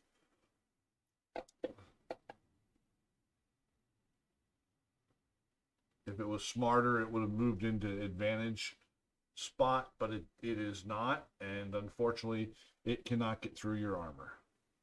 Yeah, those things don't have much of a brain. Savin, top of round 9. Way. The ghoul's not looking very good, and the hag looks like she's on her last ditch effort, but she's like in a frenzy to, just not looking to try to get away. You know what I mean? That kind of thing. Okay, so with her engaged, I get advantage because of Moses. Nope. If you move, then you're not going to get advantage. The only way you get advantage is if you take steady aim Okay, on a that's fine. ranged attack.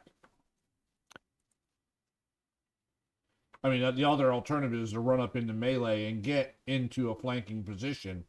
You could do that too, but I mean, So I need to read that again. So I thought if they were engaged with another, they person. are.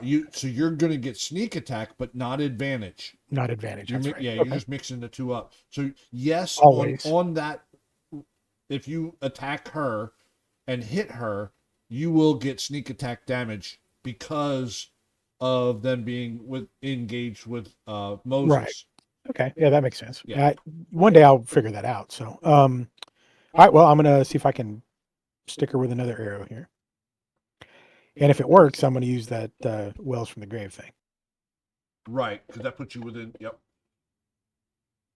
Ah, A 17 does hit, even though you rolled a 10. So woohoo. add your sneak attack damage and roll for damage.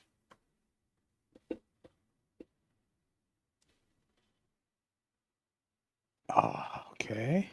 So 17 points was enough to kill her. And the ghoul that's within 30 feet of you automatically takes this other necrotic damage you're about to push to it. Or is it radiant? It was one of the two, I forget. I think it's See if I can necrotic, but Find the button again. Here we go. Yeah, necrotic. and it takes 3 points of damage, bringing it to a critical state as well. The hag does not have undead fortitude, so she is gone. Sweet. Well, All right. her body's laying there by Moses, Not till we throw it down the well. right? And poison Right. the water. That'd be great. Right, exactly. Please do that. All right. I'll pass my turn. So Hootie's take that. flying over difficult terrain. Not really. It's fine. But I thought, yeah. Their bodies. Oh, the are wind piled did pick everywhere. up. I think Hoots can do 1 point of damage. Maybe he can wrap this up with a critical hit. Great. It gets Let's- advantage. Yeah. Let me see. Let's see. He pulls the zombie's head off. Does he Yeah, do, so and he if do he it attacks, and he gets 1 point of slashing damage if he hits. Let's do it. Let's do it. Just, Go for it. all right, Hoots, you can do it. Let's see. So he gets advantage. Yeah, advantage on the roll. That's that's true. And if he crits, he gets 2 points of damage.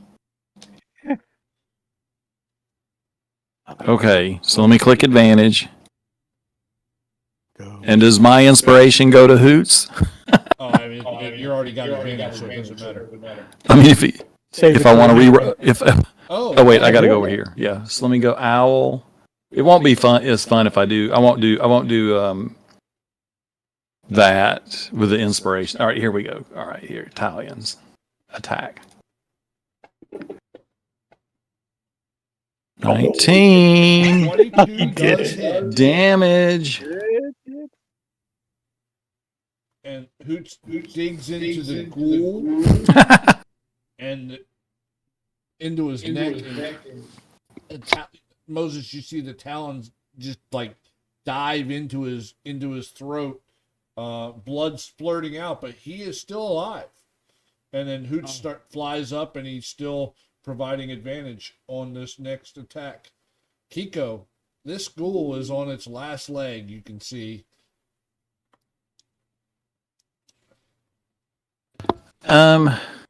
He is gonna go. The dagger. No, he's going to just go into a trance and watch through Hoot's eyes the gore that's about to befall this guy. So he just goes into a trance to watch this up close on the big screen. Okay. Moses, you're up. You've got a almost dead undead ghoul in front of you. He's I'm gonna take advantage, and I'm gonna slap him with the warhammer. dropped a 1 and rolled an 11 with a miss. I'm gonna do an inspiration and do that again. Okay.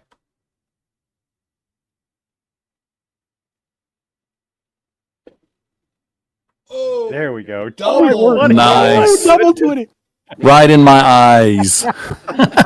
Wow, that's awesome. Oh, For that, you better I'm roll gonna- full definitely damage. work. For double crit, I'm going to give you back your advantage that you just used. That is like super awesome. So again, give yourself one of your advantages back that you just used. Everybody gets the inspiration for seeing Well, I that. gave you all an inspiration to starting this particular battle. That's why you were all at 2 when you joined good today. stuff. So sorry, we're not going to do that again. But That's okay. It's all good. I'm sure he's dead. yeah, he's pretty dead. Ghouls don't, wait a minute. They're not like zombies. They don't have undead fortitude, I don't believe. So let me double check, but I'm pretty sure they don't. So You the have to blood roll a splatter 20. knocks. No, they do Hoots. not. So yeah, he just goes down at this point. Wow, the battle is now over. You are out of combat. Awesome battle, you all. 9.5 rounds to be exact. It might be the longest. Faye's up next, and you would have been 1 full minute in battle. You all Ooh. are almost exhausted, but not. Your adventures. I mean, but 1 full round or 10 rounds of battle is a lot. So yeah, that to you all, this was like holy shoot, and all we were doing was checking a window. All right. Now we got to It lose. did escalate quickly. All right, I am Yeah. going to re-explain this room.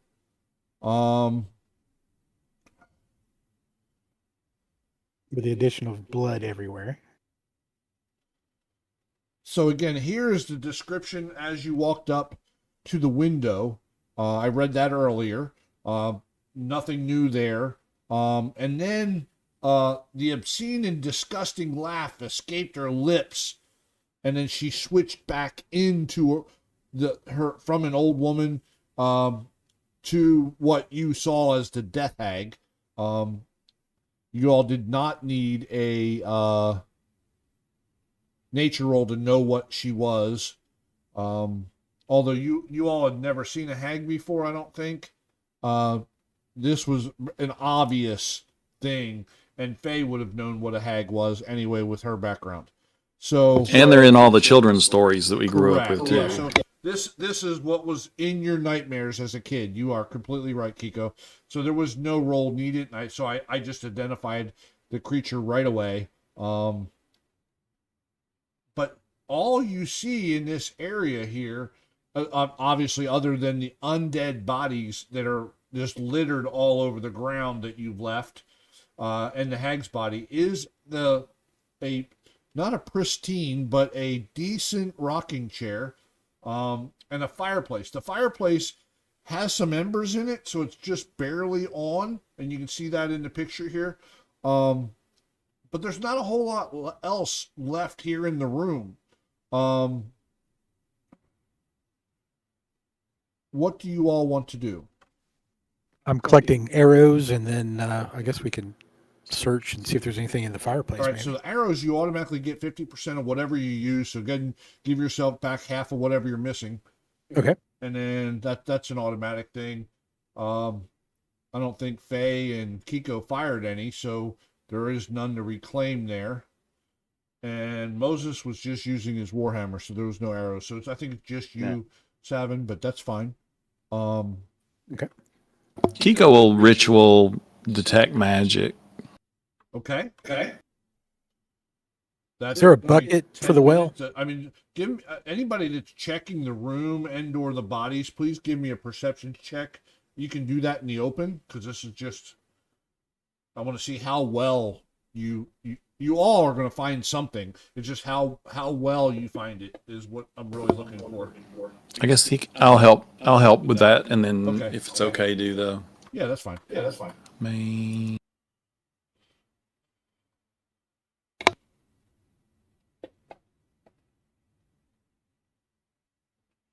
All good rolls so far. All good Yeah. rolls so far. Very nice.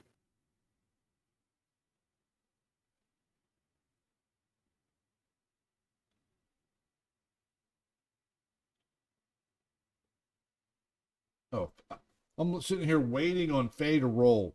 How stupid can I? I'm sorry. Hold on. Let me. Here we go. Faye would help too. Sorry. I'm so used to all of you being here. So all three of you start searching. Faye was mesmerized with the rocking chair and the fireplace. So she was looking at that. She's watching Ranger TV. While you all notice almost immediately hanging around the hag's neck is a picture I'm about to share of a pendant hanging on the hag's neck. It's the king's. No, it's very obviously not the king's. It'd have been cool if it was, though. Ooh, that's creepy. 10 souls. Ew. Okay, we're definitely going to detect magic on that, huh, Kiko? Okay? Except it's got a chip in it from the arrows. It probably does, but unfortunately, because of no chip, it'll just have like a little scrape mark, as you know, it doesn't Right. actually get damaged. So we'll see what happens. Wow, that's I think creepy. it's cursed. I like it. Yeah. So that's what's hanging around her neck. You also notice some other like a pouch on her belt, just the normal type of other loot. Let me just validate that there's not anything else.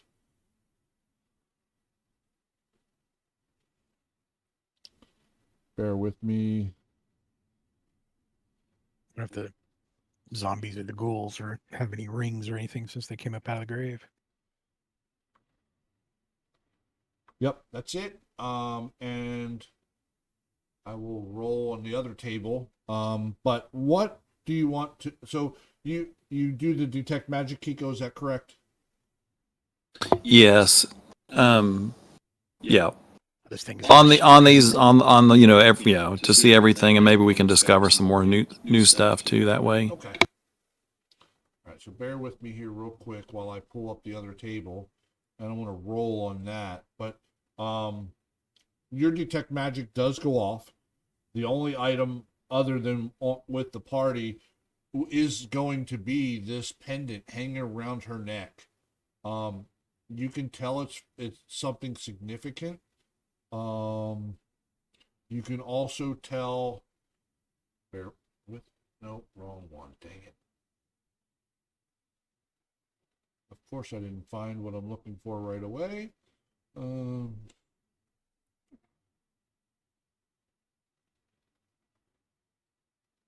Are you saying that you still haven't found what you're looking for? I just found what I'm looking for. And maybe.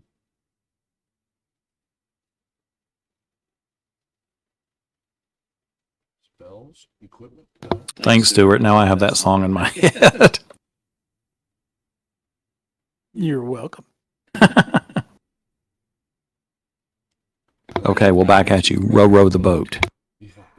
No, it's that was the baby shark thing. Was that the other one?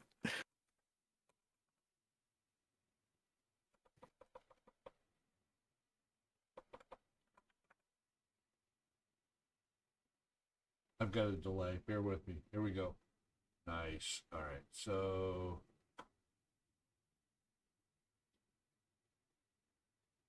You're all cursed.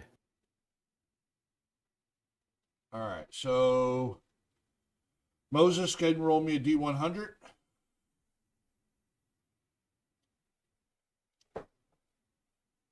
He's totally cursed. Looks like a 3 to me. Yeah, it's a 3. Savin, roll me a D6, and Kiko, roll me 4 D6. Yay, middle of the road. And so many graves open up on the other side of the building. All right. And So then- you find amongst the rocks and rubble a sack with 800 copper pieces in it. And then hanging on her belt is 30 electrum pieces. That's not bad. So I will go ahead and put that in the party sheet right now. If it'll come up. Yeah, electrum. So I'm changing 30 to 60. And I said 800 copper plus the 900 that's already in there. That's 17.7. Oh wow, that worked out. 17.17. Wow. That's just enough to get Moses' armor polished and Right. the scratches buffed out. Oh, the blood completely stained it. It's permanent. No, I'm Yeah. Right, exactly. No, I'm joking. All right, so Kiko, go ahead and roll me an Arcana check for your detect magic, and then I am going to have Faye roll. What do I think that's the best roll? Not religion for her. That'd be Arcana too, right? Yeah, I might have her roll Arcana too. She's not the best in Arcana, but she at least has the best idea what this thing is. So I'm gonna go ahead and roll that. Yeah, you both know. Oh, I'm sorry, I rolled that in the tower. That's what she rolled. So what she says is she tells you what it is, Kiko, and immediately you know what it does. So between the two of you, you were able to figure out what this thing is. So this is what they call a hag's rune, and it traps souls that allows her to call forth an army of undead anytime she's within 20 feet of that rune. Well, she's wearing it. So Nice. inside of this particular one, it very clearly shows you that it traps 10 souls. You guys just fought off an army of 10 undead. Man, that's cool. So even though you killed the zombies and the ghouls and the skeletons, the souls are still trapped inside this pendant. Very evil thing. It looks so good on my. Faye believes that this particular pendant is a rune in favor of Asmodeus. Very bad, evil god. Kiko knows that these things can be destroyed, and the souls are then returned to rest in peace, or you could use it for necrotic or necromancy type evil as well, and continue using it. It's not an attunement item. It's nothing like that. But it gives you the ability to call forth and use 10 undead. But you're at the will of Asmodeus based on what Faye sees. And your god may or may not enjoy that you are Worth it. using a minion for Asmodeus. Yeah.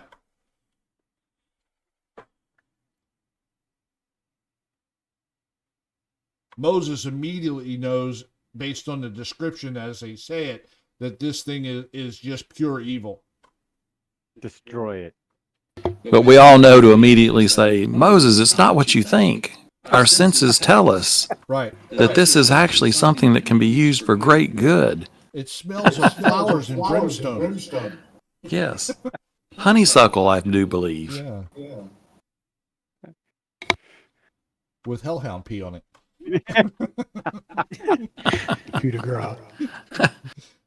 But yeah, Look how so good you it all looks know that on me, it guys. is possible to kill, not to kill this thing, but to actually destroy it. Even though it's a magical item, it does take damage.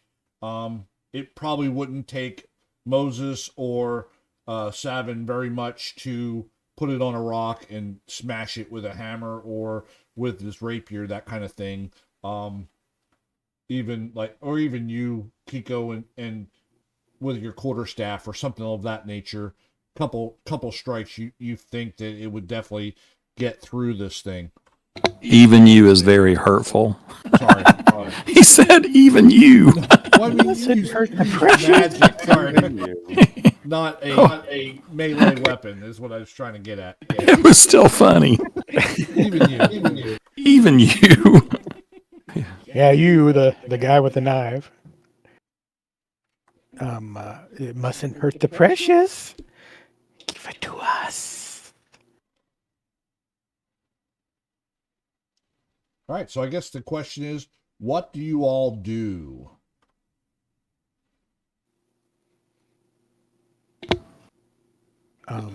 Would it be worth? Go ahead.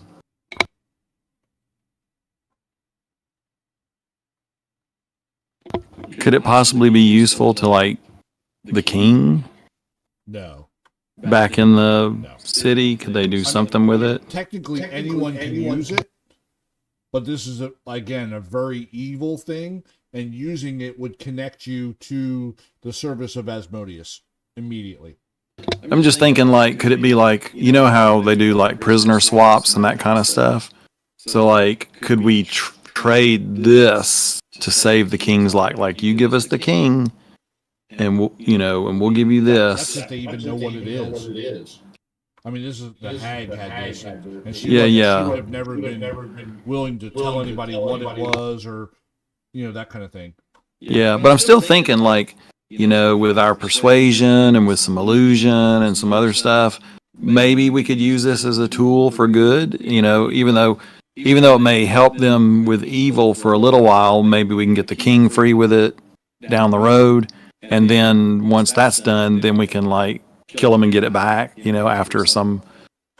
I don't know. It may be worth, if we're going to destroy it, I don't know that we need to destroy it immediately. It may be useful. And then at the end, when we know for sure it's not useful, then destroy it. That's, I guess, what Kiko would say. As you're looking at it, you know that you could release the souls as soon as you touch it.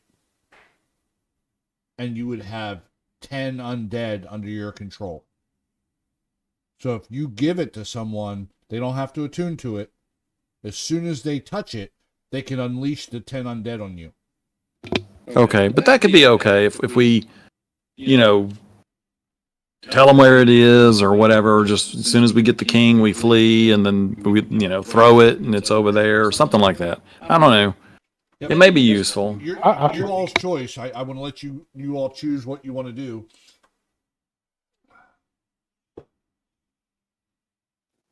I'll look around. Does anybody want to hold on to it? Yeah, let me hold on to it for a second here. I'm gonna Oh, no, he never. Clearing up this rock over here. Just set it right there. I don't even have to touch it. Batter up. No, don't hurt the precious. I mean, I could see if it was a bartering tool, but I don't think it is. I think it just needs to be destroyed, personally.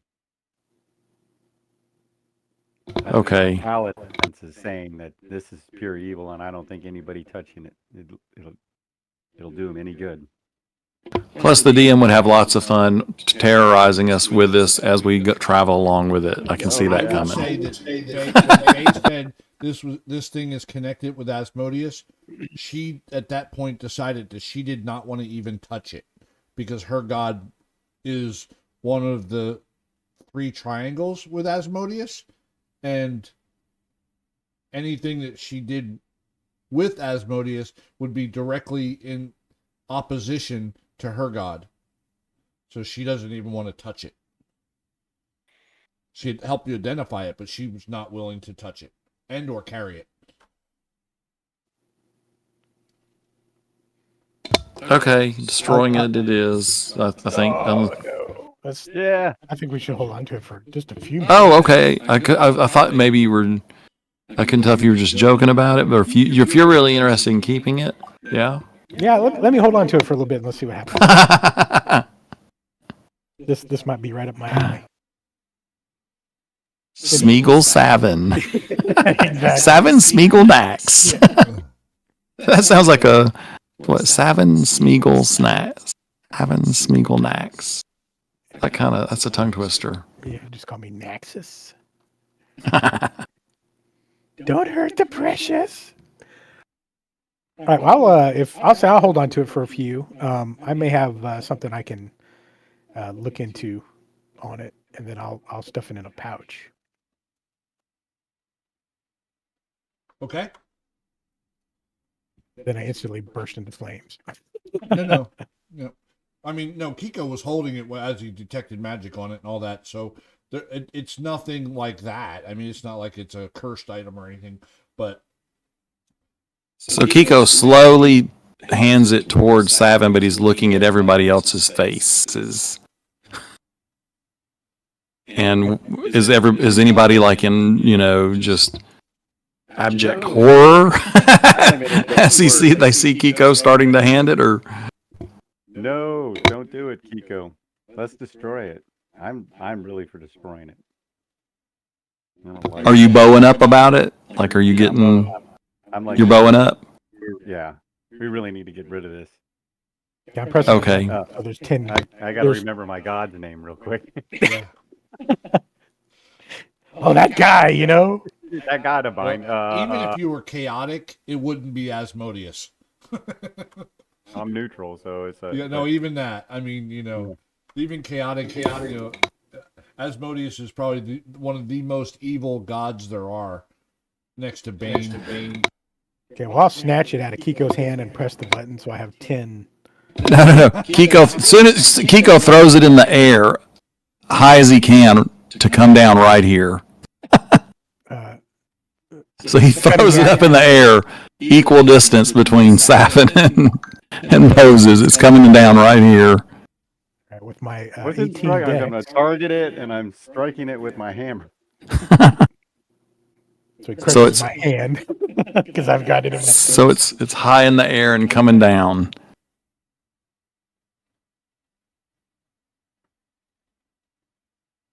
It may be a dexterity contest or something to see who gets it. Okay. Acrobatics or what's the other one? Acrobatics or athletics. I'll let you choose, each of you. Okay, I'm gonna do athletics. And he's going to have Mr. Hoots try to grab it too. Moses gets to it first. Basically, Savin tries to reach for it, and Moses like side butts him and moves him out of the way, and reaches down and grabs it. So Moses Basketball block out. All right, sleight of hand. I'm gonna see if I can I'm gonna snatch try it. and snap it. All right, with bare so hands. if you try sleight of hand, you're gonna have to roll that sleight of hand with disadvantage because he's got it in his hand. It's not like you're picking a pocket, Right. you know what I mean? And that's going to be opposed to probably an athletics check with advantage for. But it'd be like a dex on his thing. No, it's strength in his. He's got it in his hand, so I mean, all he has to do is keep you from getting it. Yeah, maybe ability score versus ability score, That's just like what a physical. I'm kind of so the sleight of hand is dex, and the ability score for Moses is strength. So it's but unfortunately, because Moses won and he's got it, it's the advantage versus disadvantage, really. What do I do? Roll it in athletics again? With Yeah, advantage? athletics with advantage. 16. Oh man, it was close. Yeah. Oh well. Yeah, that was close. Yeah, 2 losses there, Savin. Sorry. The All second good. I'll one just was go pout. against your because you lost the first one, but that That's okay. And then I want to break it. I want to smash this. And you hear a bowstring. His hat. Had it. All right. So at that, I want just a straight strength check. Okay. As you reach down with a second hand and try to snap it in half. No. No, it's so you try and it's not. I'll give him inspiration. He can have one of my inspiration. Okay. Well, okay, let me Hold try on. it again. I said, hand it to me. I'll do it. Hold on.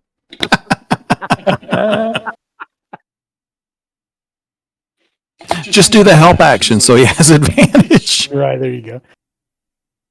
What's the opposite of help? Hinder. I'll do the hinder action. Right. You can claim to, I'll help you do the hinder. I'm pushing all the buttons while he's doing it. I'm gonna need you to re-roll your strength check. Okay, this is just the strength.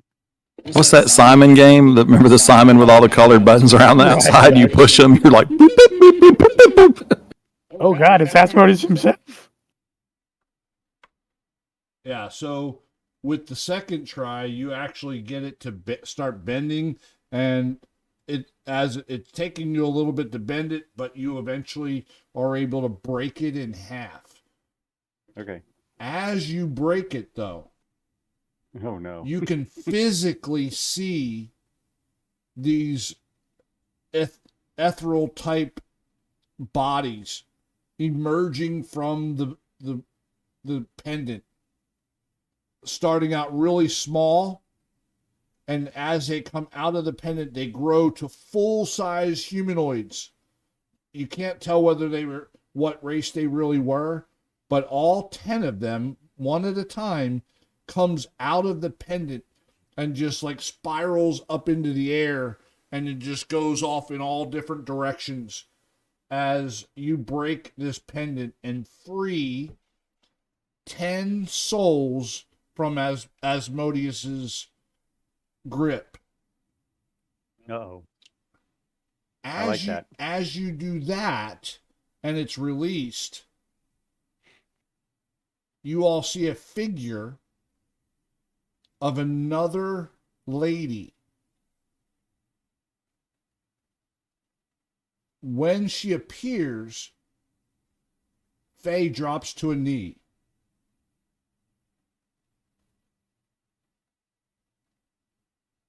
And Avandra blesses the party. And let me find that. You all are now blessed for the next 24 hours. Sweet.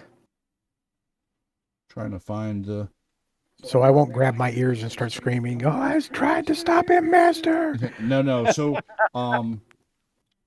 again, Avandra is one of the 3 pillars of good, bad, and evil type thing. And Asmodeus is a second pillar. And then the third pillar is Bahamut, god of justice. So it's tyranny is Asmodeus, the goddess of change is Avandra, and Bahamut is the third god of the 3 pillars of that particular pantheon, and 10 souls taken from Asmodeus, basically given at that point either to Avandra or Bahamut is a blessing in any case. So usually bless only lasts for 1 minute when Faye cast it. I'm trying to find how I can adjust how long. So I'm going to use Faye to cast it, but there's no concentration on this, so I'm going to have to try to figure out how to remove that. Give me a sec.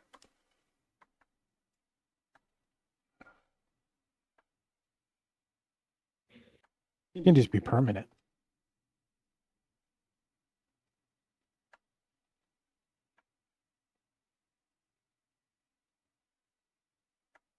Oh,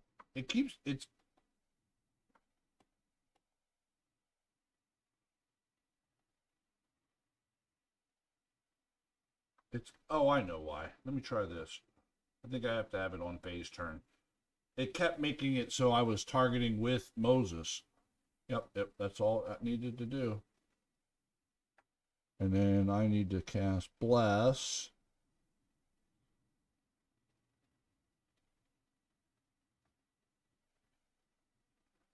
And then I need to edit. 24 hours, though. That's.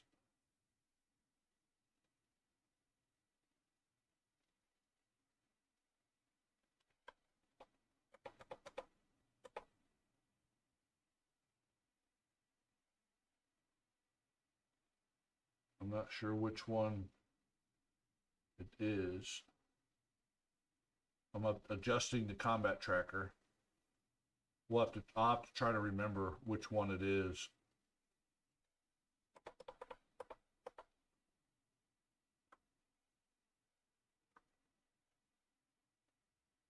But it's going to try to drop off, I think, after, 10 rounds. I think that's the duration, yeah. So 10 rounds is 1 minute. And oh my God, it's how many minutes in a friggin' 24-hour period? 60 times 24. Let's see. Like 3,600. 60 times 20 is 1,200. And then 60 times 4 is 240. So if you add those two, that should be it, I think. I'm thinking. All right, so I'm gonna put. I have no idea. 3 something, right? 320. No, it's 1440.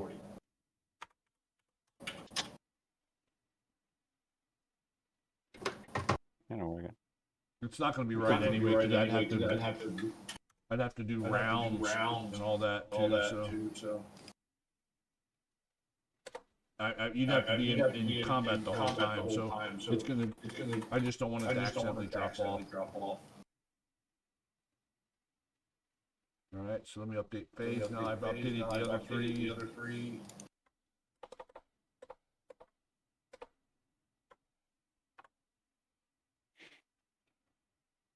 Okay. And all right. And it wasn't put on my face, so I don't need that on there. All right, so we're good. So after Alessandra blesses the party, she just vanishes with a thank you. That's pretty cool. Awesome. I am also granting experience points for this quest.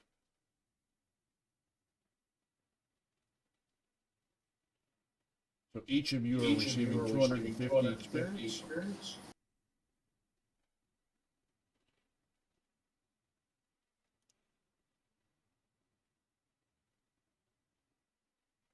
How much?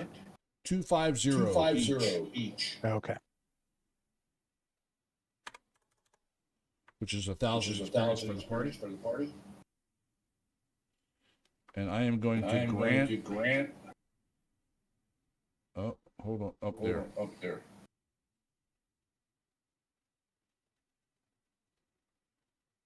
That is for this battle.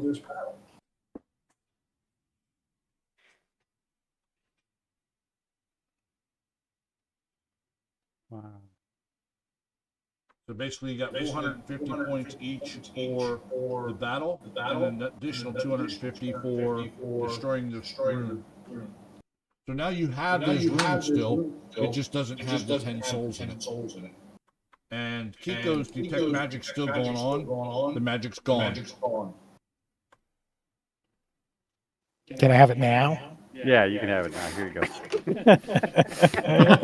I'll snatch it. It may Give me still be that. worth something. Yeah, you could. So you only bent it to the point where it broke open, and as soon as it broke open, the souls were released. It's still in one piece, but it's just bent in half enough to be broken. I'll try to Broke fix the it. magic, basically. Correct.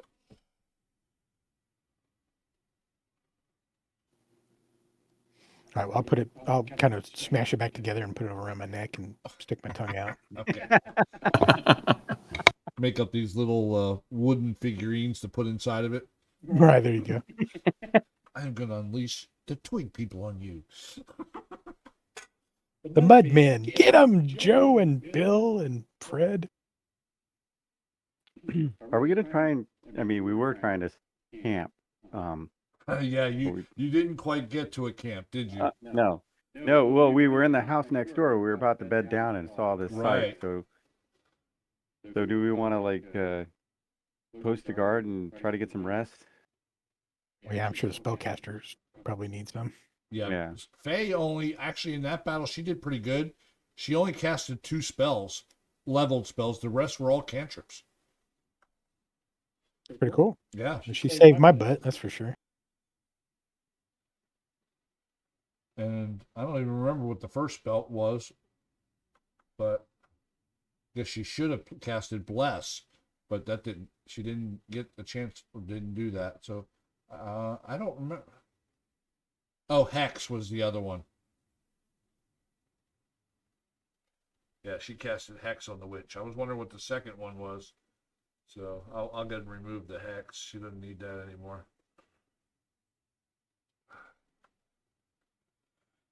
All right. So the party is now blessed. That affects in the combat tracker. It's going to be there for the next 24 hours. So it's for sure going to be while you finish up here in Ornis. You've got 2 goals still. One is to find the candelabra.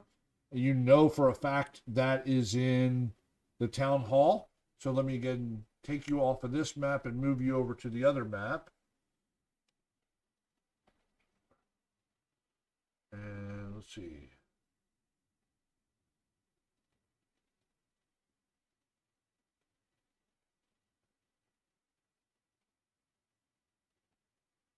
There you go. I just threw you all out into the on the edge of the map. You're technically right here in this little building is the one we had said that you were battling in.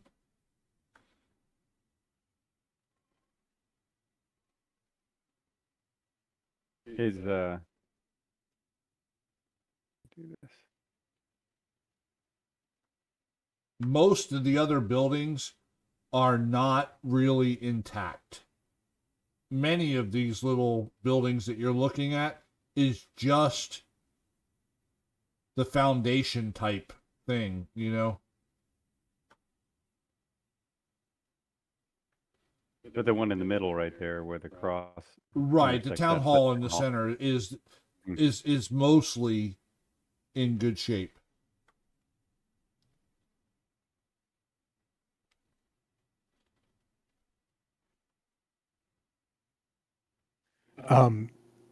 What time of day is it now?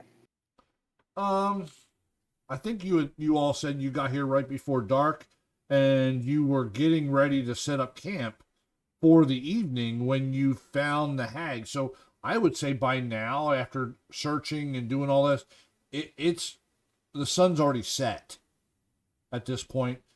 It's not late in the evening, so it's early evening, maybe. Let's say 6 p.m. ish, something like that. Well, you guys want to press on a little bit, or do you want to camp, or we got a fire going here, right? Yeah. Yeah, I mean, you see say the we- fireplace. It's giving off a little bit of warmth. Kiko didn't detect any magic, and the opening, I think, opens up out this way. And critters in the area probably know the hag lives here to stay away from it. Yeah. Yeah. You know, maybe it's probably like, nobody go over there. Although we did just have a bit of a noise with our battle, so if anything's coming, it's going to be coming soon.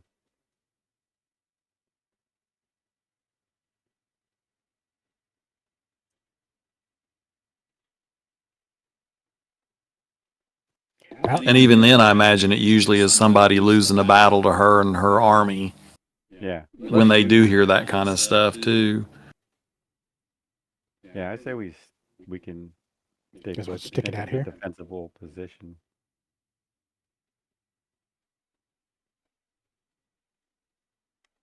And we just do a rest.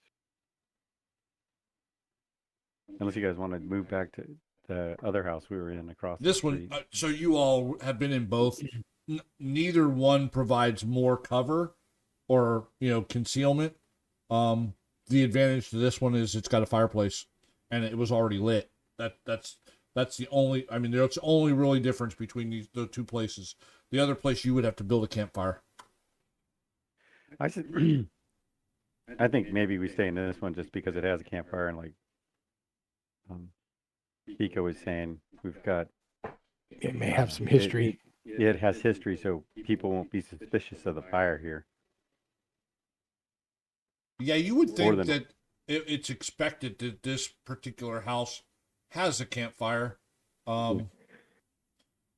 It's evident looking around that the hag was actually living here, although there was not a whole lot of normal.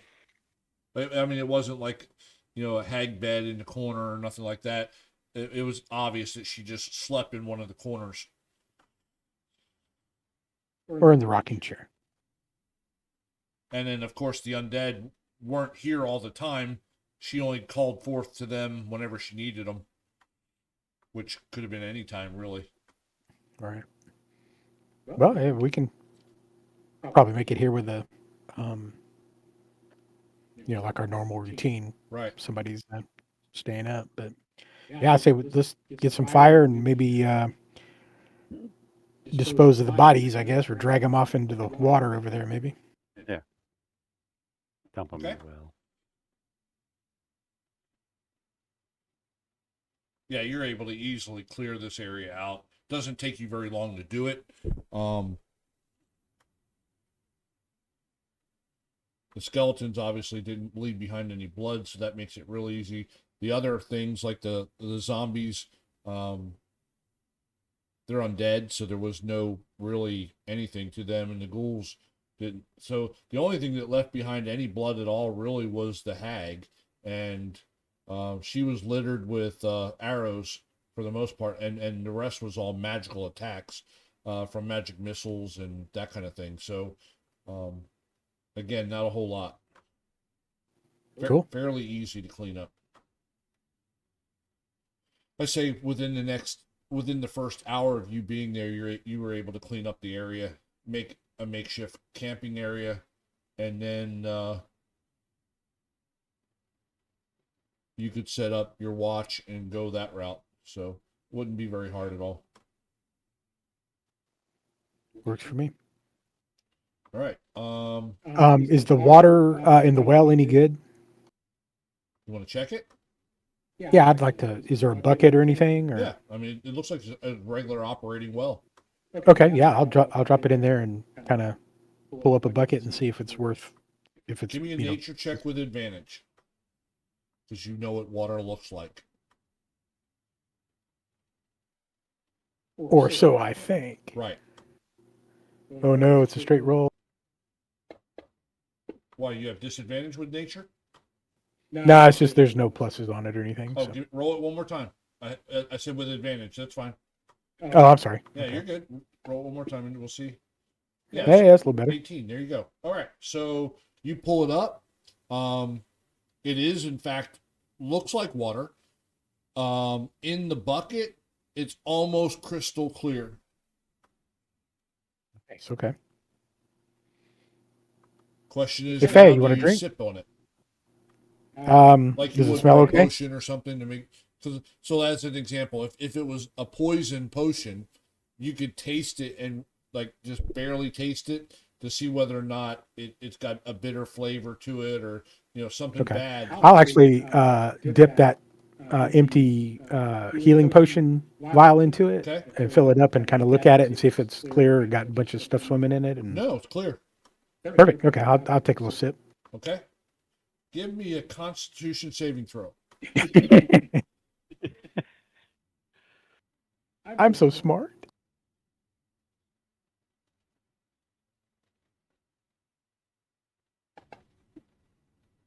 Hey, I'm blessed though. All right, so you start taking the sip, and you're expecting it to be so nasty, and you almost like how when you're starting to drink and then you can't swallow and it fills up in your throat, and and you almost spit it out your nose and you catch yourself and you swallow it at the last second. It's perfectly fine. I'll poop myself anyway. No, I'm just joking. So yeah, it's just regular water. So if you would have failed, I would have had you snort water out your nose. Don't drink that water. Yeah. Cool. All right. Well, I'll bring the bucket over and hey, does this taste funny to you guys? So when Savin comes back, he's got a little snout on him like a werewolf. just And a tail? just joking. No. Sorry, that's just funny. Yeah, no, it's regular water, and it's potable, so it's no. Why issues at all. is your eyes bleeding? Yeah. But yeah, I'll bring it over and say, hey, we got some fresh, air quotes, water. Well, it's the freshest water you all have seen in the last Long day or time. so, because you traveled through the vast marsh and I mean you carried enough, but this is it's definitely clean water. I was gonna say the cows will be here any time to get some. Right? So. Oh, they're down in the well, so they can't get it. Their opposable thumbs don't allow them to roll the thing up, And they're waiting in the trees and we finally got some bucket up out of the water. Let's go get it, guys. But all right. So anyway, we'll I guess we have a watch order, don't we? Yeah. Am I the last guy, aren't I? Let's Yeah, I think check I'm the the order. It's in the it's in the party sheet. Yep. You are the last person. Moses, Faye, Kiko, and then Savin. I'm drinking all the water while you guys sleep. 2 hours each. Get you through the evening. And did we say that we were going to have Hoots do more like last time? Like, I think he's a spirit animal, so he can Oh, he doesn't. I don't think he needs to sleep, and he could maybe even continuously fly overhead. Right, he could. Right. Yep. I don't know if he'd get tired. So I guess we should have him involved too. Yep. I mean, that can happen anyway. I just need them in order here. I guess I could put him. I don't know that I can add him to the party sheet. In any case, Maybe he can be advantage or something. Right. He can On a help out perception. for sure. And he's got advantage on Good idea. hearing and sight, right? Keen something. Let me double check. I think so. Let me pull him up. Yeah, keen hearing and sight. So he gets advantage on all checks on perception using hearing and sight. Yeah. So I would, if we can, let's have him active, and then other people can be active, and he'll get to do his roles, and then whoever else is up can do so theirs in too, separate maybe. roles. He doesn't help you all with that, because he would have to wake up Kiko in order to see through his eyes and all that. But he gets his own checks, and he could definitely fly down and get the attention of anybody that's on guard at that particular time. So that's very easily done. Kiko just has to give him the order before he goes to bed. Doesn't have to concentrate on it or nothing. So. And I love the party sheets combat stats. There's some cool stuff in there.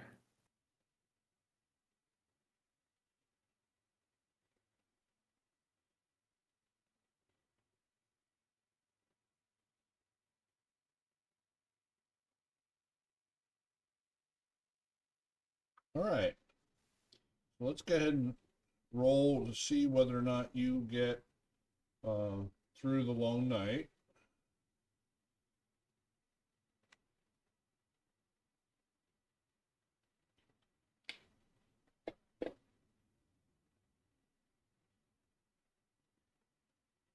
Oh, of course it's Faye.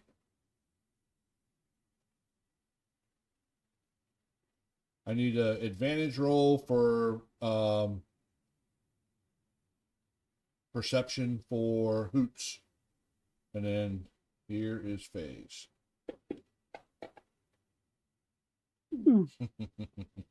That's just funny.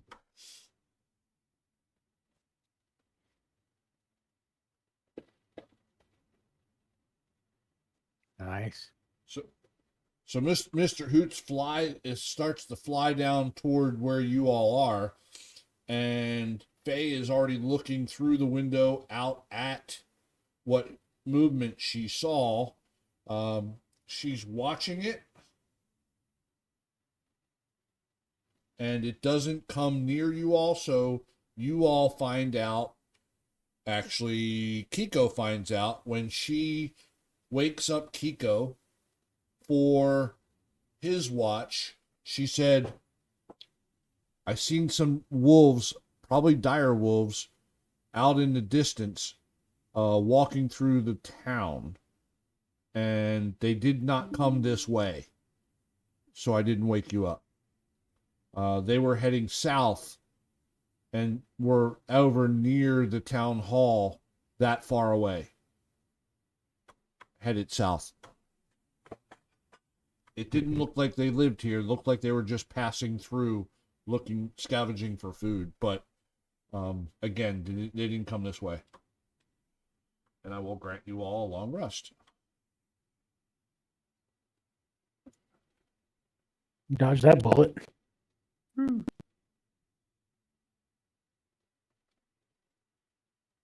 Party has taken a long rest.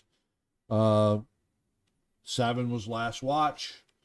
Kiko didn't see anything, so that replacement was fairly easy. You could have very easily passed on that same information that Faye gave you, and then in the morning you all could notify Moses, and of course his first reaction would be, "Why the hell didn't you wake me up?" No, just joking. And anyway, nothing happened over the night. You get a clean long rest, and it is dark 30 in the morning.